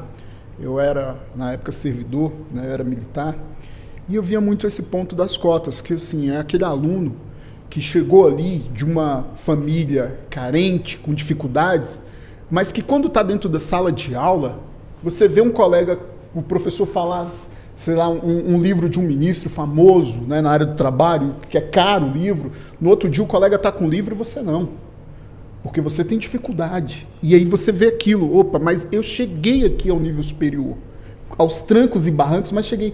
Quantos são a primeira vez na família que alguém chegou? Então, assim, há uma ideia de superação imensa, mas eu acho que você foi muito feliz, Cadu, no que você colocou. Por que a gente não cuida da base? Porque se essa criança vem da base, trabalhando bem, com conhecimento, com tudo, ela vai chegar bem no nível superior, mas não. Quantos desistem? Porque ele tem que trabalhar, ele tem que dar conta da faculdade. E aí você tem algumas metodologias. Eu conversava com um professor que ele falava assim, na minha sala de aula eu dou a matéria, eu faço um exercício de fixação e coloco ali ao final da aula para ele responder alguns pontos, porque se esse aluno sair, ele vai bater em casa, trabalhar o outro dia todo e não vai ter tempo de ler o meu livro na matéria. E eu preciso forçar que ele consiga acompanhar os demais. Então, assim, as cotas, elas foram importantes. Creio que uma revisão, uma discussão sobre isso é inevitável sempre. Mas eu acho que a gente precisa pensar na base, como você falou, Cadu. A base precisa ser bem trabalhada. Ter uma ideia de equilíbrio ali, tá? E aí nós temos pontos sobre o debate intenso sobre isso, sobre mulheres, negros, né, povos originários. Então, assim, é algo importante, porque o Brasil é essa diversidade que a gente sabe. E a gente precisa trabalhar isso tanto também no nível superior. Uma outra questão também que tem a ver, talvez o link entre essas questões seja justamente a questão das políticas públicas. Eu me lembro bem, eu vou citar a instituição no caso especificamente, a Universidade de Brasília. Isso é sabido, muito comentado, nunca vi nenhuma reportagem falando sobre isso, mas todo mundo que passou em algum momento pela UNB comenta isso. Se você... Eu vi alunos, inclusive até na época da minha graduação, ainda em comunicação, antes do direito, que acontecia o seguinte: você está estudando comunicação? Sim, eu estou vindo para cá, para o CEUB, porque é impossível fazer o curso na Universidade de Brasília. Mas por quê? Qual é o problema? Porque eu não consigo fazer o curso. Porque a disciplina X, que é básica para todas as outras, e mais a outras disciplinas importantes, eu não posso fazer porque é na hora que eu estou trabalhando. Então, e aos poucos eu fui vendo que é uma situação extremamente comum. Pessoas que saem do ensino público superior, em tese de qualidade, porque não conseguem cursar e vai para a universidade paga, e vai ter que trabalhar mais para poder fazer, às vezes vai até criar uma situação mais penosa para a própria família, para ele poder ter o diploma, porque na universidade pública ele não conseguia, porque a estrutura não facilita. Primeiro, ele já tem um problema na base, como acabamos de dizer. Quando chega, às vezes ele já chega naquela base, né, com o perdão do trocadilho. E quando ele está lá dentro, ele não consegue concluir porque ele tem que trabalhar e os professores dizem, não, você escolhe, ou você trabalha ou você estuda, porque tem professor que fala isso. Eu insisto na pergunta que eu fiz no bloco anterior, assim, a situação ela não é mais séria do ponto de vista de crise, eu vou insistir na frase, particularmente na falta de uma objetividade para essas pequenas alterações, embora algumas já tenham acontecido? Mas aí a gente está tratando, Cadu, porque quando estamos relacionando o ensino público com o ensino particular, talvez seja até uma necessidade de amadurecimento do ensino público, que tenhamos a oportunidade de estarmos não só realizando atividade laboral, trabalhando, como também realizando nossa atividade educacional enquanto estamos ali no ensino público, né? Ou seja, existe uma necessidade de trabalho e existe uma necessidade de ensino. Talvez um amadurecimento das universidades públicas nesse sentido de atender horários distintos. A Universidade de Brasília já tem aí alguns cursos que são ofertados só no período noturno, outros cursos só no período matutino. Claro que, e aí vai variar bastante, porque dependendo do curso você tem aulas no período matutino e aulas no período vespertino, e aí uma vez por semana você tem uma aula no período noturno. Então tudo isso tem a ver com a questão de oferta que a universidade pode colocar para você. E aí, infelizmente, nós temos alguns professores que vão falar assim, mas ou você estuda ou você trabalha. E não pensa na oportunidade que o aluno tem de estar ali levando alguma coisa, algum valor para casa, até para atender a necessidade de sobrevivência, porque trabalhar não é um fardo, é a necessidade de sobrevivência que a gente tem para atingir esse resultado, em que muitas vezes é a partir do ensino que ele vai ali almejar, como o professor Tarcísio falou ali, a primeira pessoa da família que vai estar formando no ensino superior, as questões de a própria vitória que passar por um ensino superior, o que para nós, certamente aqui estamos basicamente na mesma geração, foi para todos nós uma grande vitória, e hoje me parece que é simplesmente mais um rito de passagem apenas, que como o professor Tarcísio falou, a gente tem tantas possibilidades de ter um diploma, que é algo, me parece que é muito fácil hoje, né? Não é tão difícil assim. E aí você vai num curso de Direito, por exemplo, que é um curso que demanda uma formação extremamente humanística. O professor Tarcísio revelou aqui que dava aula de propedêutica, e fico imaginando, quando a gente começa ali no ensino superior, a gente tem as primeiras aulas de introdução ao estudo de direito, a importância que é essa matéria, e aí você imagina, mas eu não vou conseguir fazer essa matéria que vai ser a base de todo o nosso sistema educacional jurídico, porque se você não passa a introdução ao estudo de direito ali nos primeiros semestres do curso, no primeiro semestre do curso, efetivamente, você não vai conseguir entender o restante da matéria. Todos nós formando direito sabem disso. A gente não vai conseguir entender o que é o processo civil como processo, e a diferença entre processo civil e direito civil, se a gente não souber o que é introdução ao estudo de direito. A gente vai saber o que é a diferença de direito material para direito processual, se a gente não tem essa base. Nem o direito público, nem o direito privado. A gente não tem, se não tiver essa base, realmente não tem como. E aí você vai imaginar o seguinte, mas eu não passei nessa matéria porque o professor disse que ou eu estudo ou eu trabalho. Não dá para a gente entender como é que uma universidade pública ainda pode levar essa consideração e dizer que é uma universidade que oferece o seu ensino da melhor forma possível. E aí, Cadu, infelizmente a gente vai cair numa situação seguinte. Então me parece que a universidade pública é para aqueles que não precisam trabalhar. E quem é que não precisa trabalhar? Aqueles que o pai pode bancar a vida estudando. Não é isso? E a gente fica naquela dicotomia. Então a gente tem pessoas que têm uma boa capacidade de renda para poder não trabalhar e permitir que o filho continue ali somente estudando, e pessoas que ou estão no ensino superior porque o pai ainda está pagando ali, ou então porque necessitam obrigatoriamente do trabalho diurno para poder cursar uma universidade no período noturno. É uma dicotomia muito grande, e que de repente é uma forma da gente discutir isso com a sociedade, para que universidades públicas possam ofertar o seu curso em horários em que há aulas no período correto, no período específico, por exemplo, para que os alunos possam não só trabalhar, como também estudar. Talvez o EAD, pelo menos para algumas disciplinas. Voltamos ao Voltamos ao tema do EAD. Cadu, eu só tenho uma preocupação. A que ponto esse EAD vai continuar sendo utilizado como uma fábrica de diplomas Esse ou como é o problema. Ou como um ensino de qualidade. Mas eu gostaria de complementar no seguinte aspecto. Quando a gente fala isso, a gente está falando sobre público e privado, ensino público e privado, né?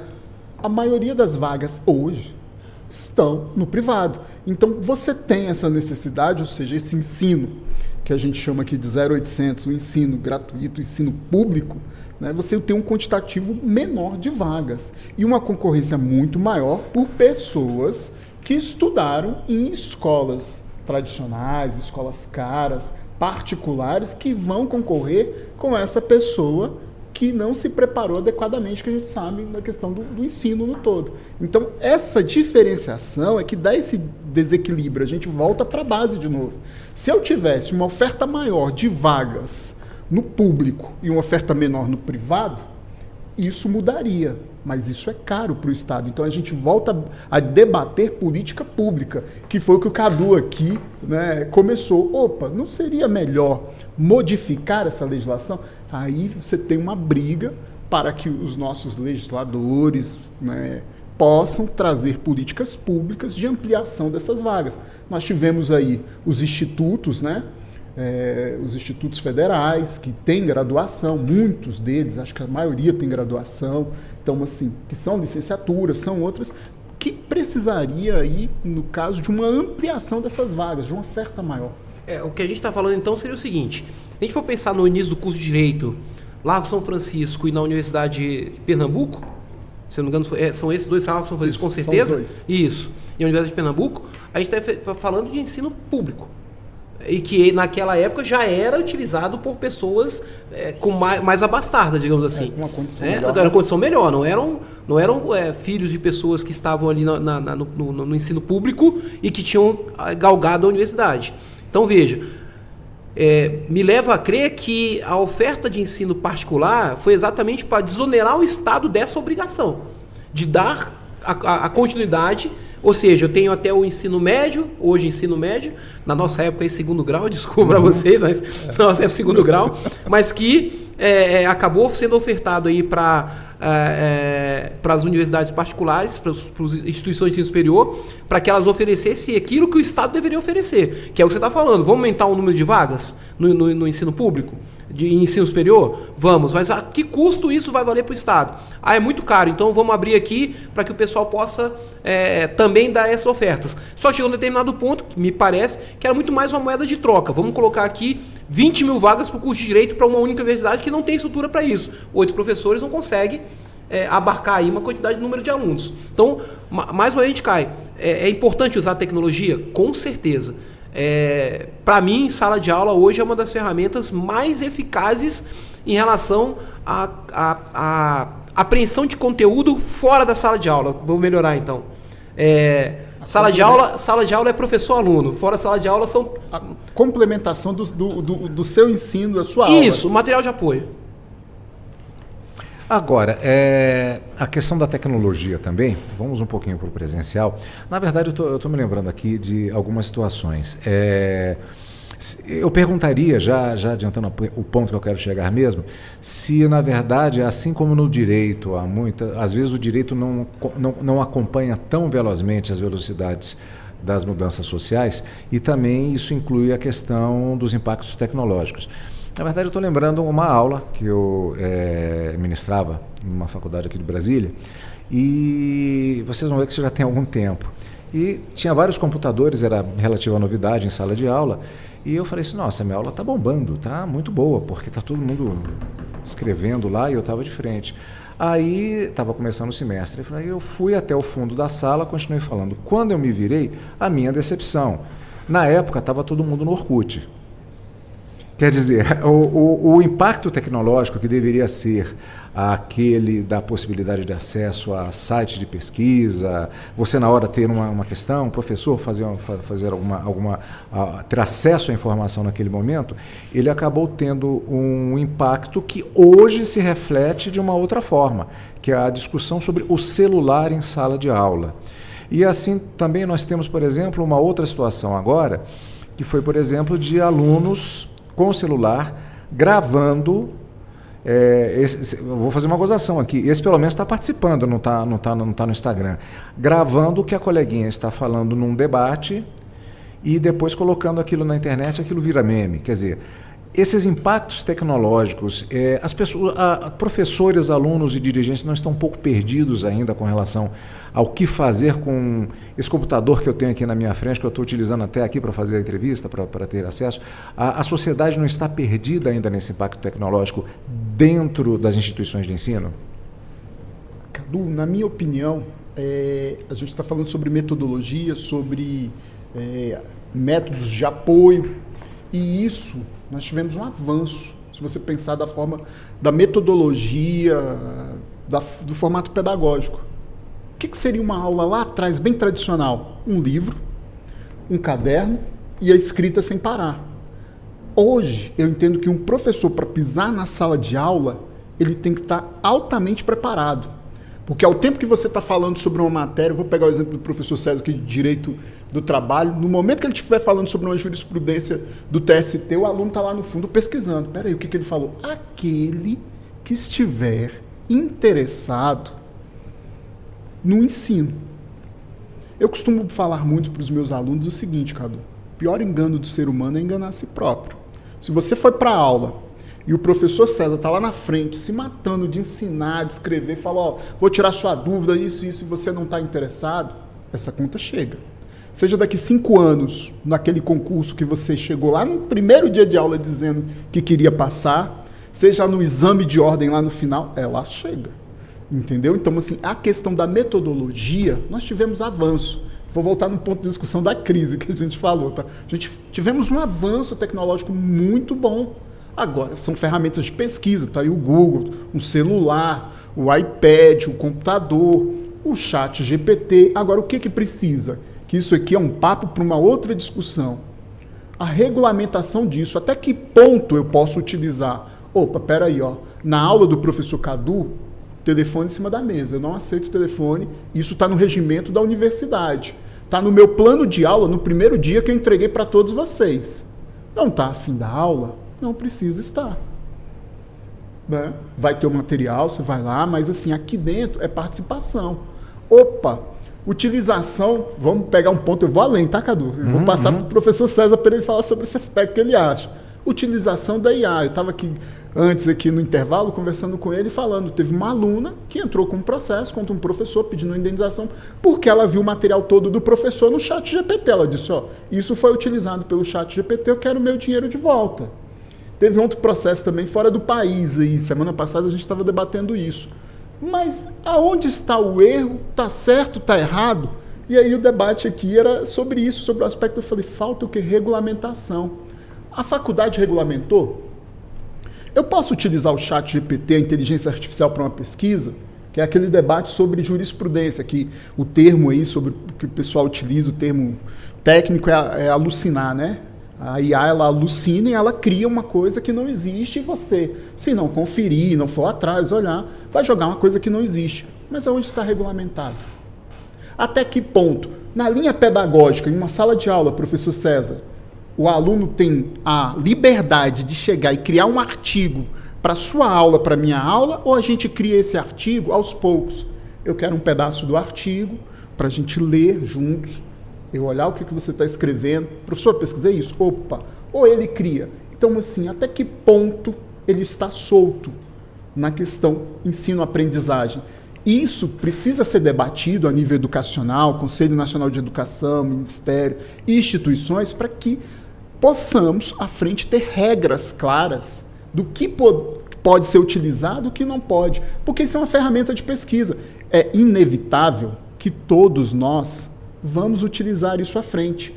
Da mesma forma que a máquina de escrever lá foi uma novidade, você saiu daquela questão da caneta e papel para uma máquina que você teclava e saía ali no papel já as letras, largamos essa máquina, conhecemos o computador como uma tecnologia e não soltamos mais, é a mesma coisa nesse ponto que eu acho que vai ser a inovação aí, o futuro, professor.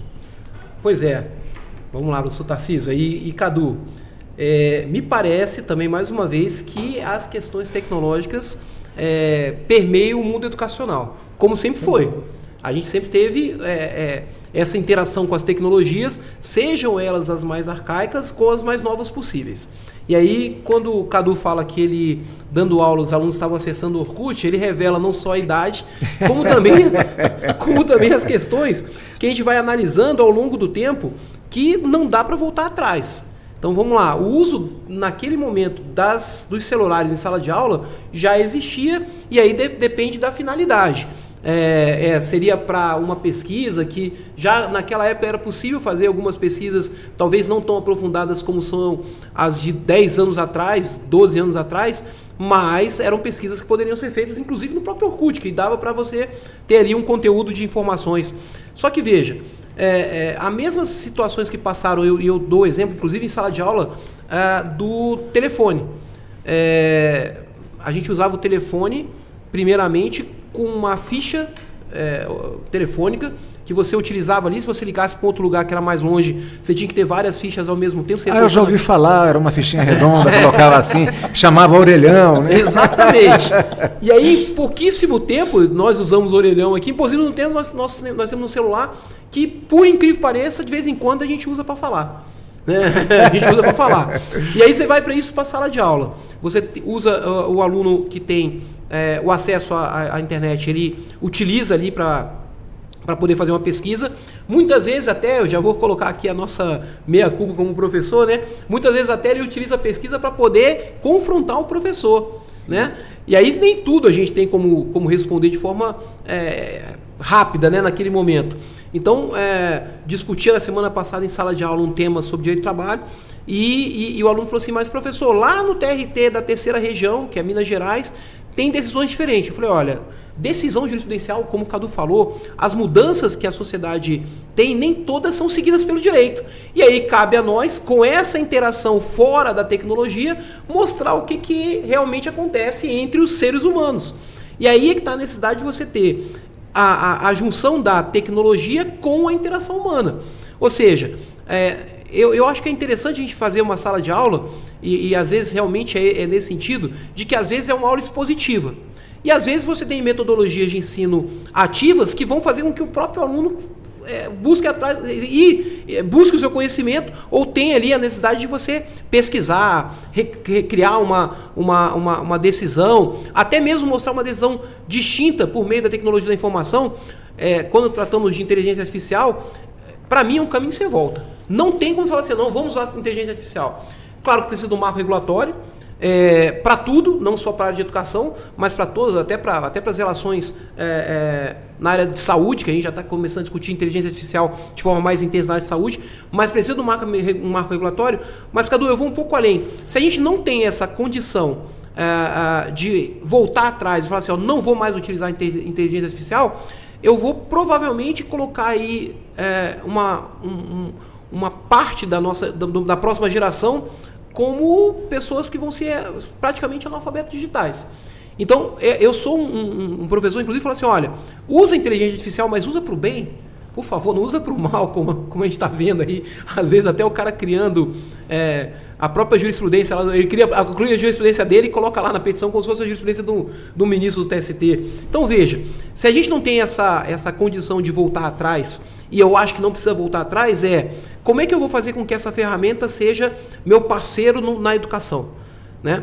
Quando se fala sobre criar via inteligência artificial, não é simplesmente deixar que a inteligência artificial age em seu nome, é usar a ferramenta junto com a inteligência artificial. Então, por exemplo, as aulas hoje expositivas, elas não precisam ser de 50 minutos de aula expositiva. Eu acho que a pesquisa interativa entre o profissional que tem um pouco mais de conhecimento e aquele aluno que está querendo aquele conhecimento é importante. Hoje em sala de aula a gente tem os computadores que são utilizados com com os data shows, por exemplo, para poder mostrar ali a interação, como é que eu vou fazer uma pesquisa jurisprudencial que dê certo para mim? Porque, Cadu, é o que você falou, jurisprudência, mudanças sociais, a gente tem a rodo e da forma como eu quero. Se eu quero uma jurisprudência que fale sobre um reconhecimento de vínculo empregatício, eu vou colocar lá no site do TST, assim como aquela que eu não quero reconhecimento do vínculo empregatício também terá. Então é isso que eu devo mostrar para o meu aluno, eu devo levar o meu aluno, que é aliar a tecnologia da informação e comunicação ao seu conhecimento, na verdade, à sua necessidade. O que não dá para correr contrário, não dá para você poder simplesmente falar o seguinte, olha, eu não vou mais utilizar a tecnologia da informação, porque nesse mundo conectado que a gente tem, grande diferença é que foi rápido demais. As nossas ondas tecnológicas, saindo do telefone aí, orelhão, há, sei lá, 20 anos atrás a hoje, foi rápido demais. E a legislação não consegue acompanhar, infelizmente. Mas a educação dá para acompanhar, dá para você fazer algo que seja interativo, que esteja indo conjuntamente a educação com o uso da tecnologia. Aliás, até fazendo uma brincadeira com essa questão da idade que falamos agora há pouco, na verdade, eu fiz o primário. Depois eu não lembro agora, o que já é um mau sinal, se eu fiz segundo grau científico. Eu acho que foi científico que eu fiz, e ainda tinha colegas que tinham feito escola normal. Então isso já é um indicativo sério. E nessa toada, eu me lembro também, estagiando na Procuradoria-Geral da República, eu lembro que a promotora-chefe do gabinete, ela pedia que se fizesse a pesquisa de jurisprudência. A gente saía, ia lá na biblioteca da PGR e procurava Alexa. Quer dizer, hoje em dia,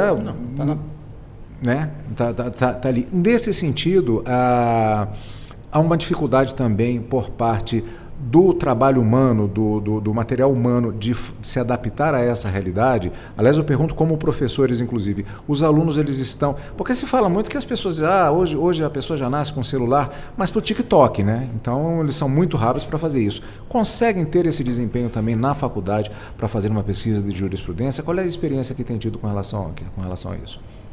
Bom, eu tenho usado bastante a forma de interação. Ou seja, ele não faz a pesquisa sozinho, ele faz a pesquisa orientado pelo professor. Então, normalmente, eu utilizo os sites dos próprios tribunais, não utilizo o site de pesquisa de jurisprudência, em que a gente consegue demonstrar como é que é feita a pesquisa. Então, você tem um tema sobre direito do trabalho, por exemplo, a questão do acidente de trabalho e a decorrência da estabilidade, que recentemente foi mudado o entendimento pelo TST, e como é uma tese firmada, ele vale mais que a jurisprudência. E aí, como é que a gente faz isso? Olha, a gente coloca um caso prático, que aí é a parte teórica. É a parte expositiva mesmo. O caso prático é esse aqui, ó. Veio uma bomba, o empregado era auxiliar lá na construção civil e acabou sofrendo ali uma doença ocupacional. Aí você joga a parte da pesquisa. Normalmente é feita de forma interativa, porque afinal eles não têm ainda o conhecimento necessário para fazer uma pesquisa mais intensa na jurisprudência. Mas aí eu vou até dar uma dica. O próprio site do STF, na educação à distância, que ele tem os cursos aqui do STF na educação à distância, tem um curso sobre como pesquisar na jurisprudência do STF. O que é excelente para os nossos alunos. Ou seja, essa é a ferramenta de apoio. É isso que a gente tem que usar a educação, a educação à distância. Ou seja, olha, junto com o meu curso de Direito do Trabalho, se vocês quiserem pesquisar sobre direito do trabalho no STF, vamos utilizar então a ferramenta que é disponível pelo STF. Quer dizer, na verdade, a questão, às vezes se questiona muito a ferramenta, mas na verdade uma coisa que pode se gerar um foco em cima de como usar a ferramenta e como ensinar a pessoa a usar a ferramenta. Exatamente isso. É exatamente isso, Cadu. Uma complementação do ensino, né? E eu vejo muito hoje também, assim, a questão da transição. Pessoas com idade um pouco mais avançada, onde eu me incluo, né, tem uma dificuldade na questão da busca ali e tudo. Mas quando você fala sobre os nativos tecnológicos, essa meninada aí, assim, claro, tem o TikTok, tem algumas coisas, mas eles, quando você fala, ó, pesquisa em tal canto, na hora que você fala, ele já sabe o site. Ele não ainda entendeu a compreensão total do que fazer ali naquela jurisprudência, do que tirar, como tirar, qual que é a melhor, professor? Como é que eu encaixo aqui? Então, assim, isso é essencial ainda o acompanhamento do professor, da indicação. Pois é, essa questão é importante. Eu vou fazer uma outra analogia aqui, que é com relação, por exemplo, a um atleta. Um atleta que ele tem uma capacidade inata de desempenhar determinadas funções físicas naquela modalidade, qualquer que seja ela, mas ele precisa do técnico, porque senão ele não vai ter uma estratégia. Por exemplo, um indivíduo que tem uma resistência, um jovem que tem uma resistência física muito grande para ser um maratonista, mas ele tem que ter estratégia, porque o atleta mais velho que tem a técnica, tem a manha, ele sabe se preservar, isso vale para só essa valência que vale para muita coisa, é a mesma coisa. Às vezes o aluno ele sabe onde está tudo, mas como é que ele faz a aplicação? É o estagiário brilhante que vai lá e de repente faz a sustentação oral porque botaram a responsabilidade em cima dele e ele faz alguma coisa errada. Esse tipo de coisa. É essa orientação que precisa ser dada. Isso não se perde. E não tem como substituir. Você precisa dessa interação humana que é o professor, né? E nada melhor do que presencial, ponto a ponto ali, para dar ao aluno a resposta no momento adequado. Porque você pede, às vezes, até a motivação desse aluno. Ah, não, eu estou à distância e tal, mas eu vou passar essa pergunta que vai para um tutor, que vai passar para um professor, daqui 48 horas eu tenho uma resposta. Já desisti. Aliás, eu me lembro agora de uma outra situação também que não está relacionada diretamente à tecnologia, mas sim à questão da adequação dos sistemas em relação inclusive aos talentos, vamos chamar assim, que muitas vezes estão aí que... aliás, eu tinha um professor de Direito Penal, o professor Raul Livino, na época, que ele falava a respeito de você resgatar o jovem, que é um talento que está numa comunidade carente, não está tendo acesso ao estudo, para que esse talento seja desenvolvido a tempo e ele possa ser aproveitado. E eu estou me lembrando aqui de pesquisas que já têm sido efetuadas e depoimentos, pelo menos eu me lembro de um agora, inclusive, de pessoas que têm grandes habilidades, algumas dentro do espectro autista, inclusive, extremamente inteligentes, mas que no seu processo de crescimento durante o ensino básico, primeiro grau, né, professor? Passando pelo científico, então que não tiveram, não foram acolhidos dentro dessas possibilidades que eles tinham e que essas questões acabaram se perdendo e na vida adulta tiveram que fazer um resgate nesse sentido. Talvez estejamos testemunhando uma tentativa, inclusive a partir da assinatura dessa legislação, de se regulamentar essa situação para que nós tenhamos um desenvolvimento que torne possível a utilização correta dessas ferramentas. Concorda com isso, professor? Os professores, no caso. Não...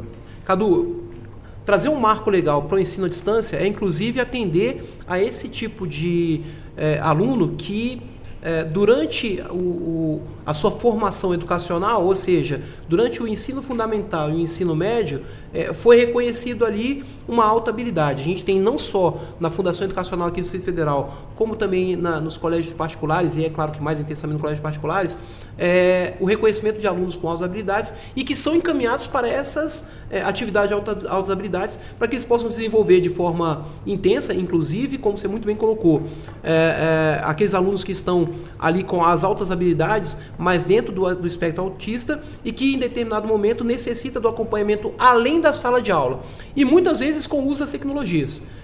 Aliás, eu diria para vocês que na maioria das vezes são alunos que estão relacionados a exatamente desenvolvimento de tecnologias novas, não só educacionais, como também no nosso dia a dia, para que possa desenvolver esse lado que é tão importante, inclusive para o desenvolvimento da nossa sociedade, porque daí que saem grandes cientistas, grandes pesquisadores, não só aqueles que saem do ensino comum, né, digamos assim, e que não têm ali as altas habilidades, mas inclusive essas altas habilidades é que saem daí os grandes pensadores, e no direito é interessante porque às vezes a gente não reconhece o direito como ciência, né? Ele acha que não é fazer ciência ali, e o que a gente faz em sala de aula nada mais é do que uma pesquisa científica, é ciência, o direito é ciência, não é uma matéria tão teórica assim.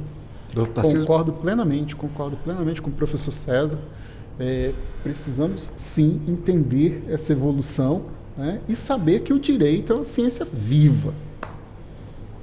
Olha, eu só gostaria de lembrar que, enquanto estamos aqui conversando nesse debate extremamente produtivo, que, como eu sempre digo, não se encerra, as coisas estão acontecendo. E você terá a oportunidade de acompanhar logo mais o Jornal da Justiça, com todas as informações que fazem diferença na sua vida, cidadão brasileiro. O jornal já está sendo preparado e nós temos como destaques para hoje: a pedido da Procuradoria-Geral da República, Supremo vai investigar supostas ações nos Estados Unidos do deputado Eduardo Bolsonaro contra autoridades brasileiras. STF dá prazo de 180 dias para o Congresso editar lei para criminalizar a retenção dolosa de salário do trabalhador. Justiça de Goiás determina o bloqueio de dinheiro público do Estado para garantir home care à jovem que cheirou pimenta. A Advocacia Geral da União pede ao Supremo a aplicação de medidas judiciais imediatas contra a desinformação e violência digital. Em decisão inédita, banco é condenado por uso abusivo do sistema judicial. E ainda, Semana Nacional da Conciliação Trabalhista. Justiça do Trabalho já está mobilizada para promover o maior número possível de acordos entre trabalhadores e empregadores em todo o país. O Jornal da Justiça desta segunda-feira, 26 de maio, começa logo mais às 6 horas da tarde com transmissão simultânea entre a TV e a Rádio Justiça, onde você sintoniza os seus direitos. Agora são 16 horas e 59 minutos. Eu queria agradecer muito a participação dos nossos convidados de hoje, Dr. César Alexandre Marinho, professor de Direito do Trabalho e Processo do Trabalho, mestrando em Estudos Jurídicos com ênfase em Direito Internacional, professor Tarcísio Roberto do Nascimento, advogado, mestre em Direito, especialista em Direito e Gestão Educacional pelo Instituto Latino-Americano de Planejamento Educacional. Agradecendo muito a participação de ambos, renovado o convite para que possamos falar mais desse e outros temas ligados ao direito e à educação aqui na Rádio Justiça. Muito obrigado pela participação. Muito obrigado, Cadu. Agradeço imensamente, Cadu. Conte sempre conosco. Agora são 17 horas em ponto, eu vou ficando por aqui e temos encontro logo mais na Voz do Brasil. E claro, Jornal da Justiça também, às 6 horas, como eu já disse agora em há pouco, tudo isso aqui em 104,7 FM, Rádio Justiça, onde você sintoniza os seus direitos. A Rádio Justiça apresentou Justiça na Tarde. Secretaria de Comunicação Social, Supremo Tribunal Federal.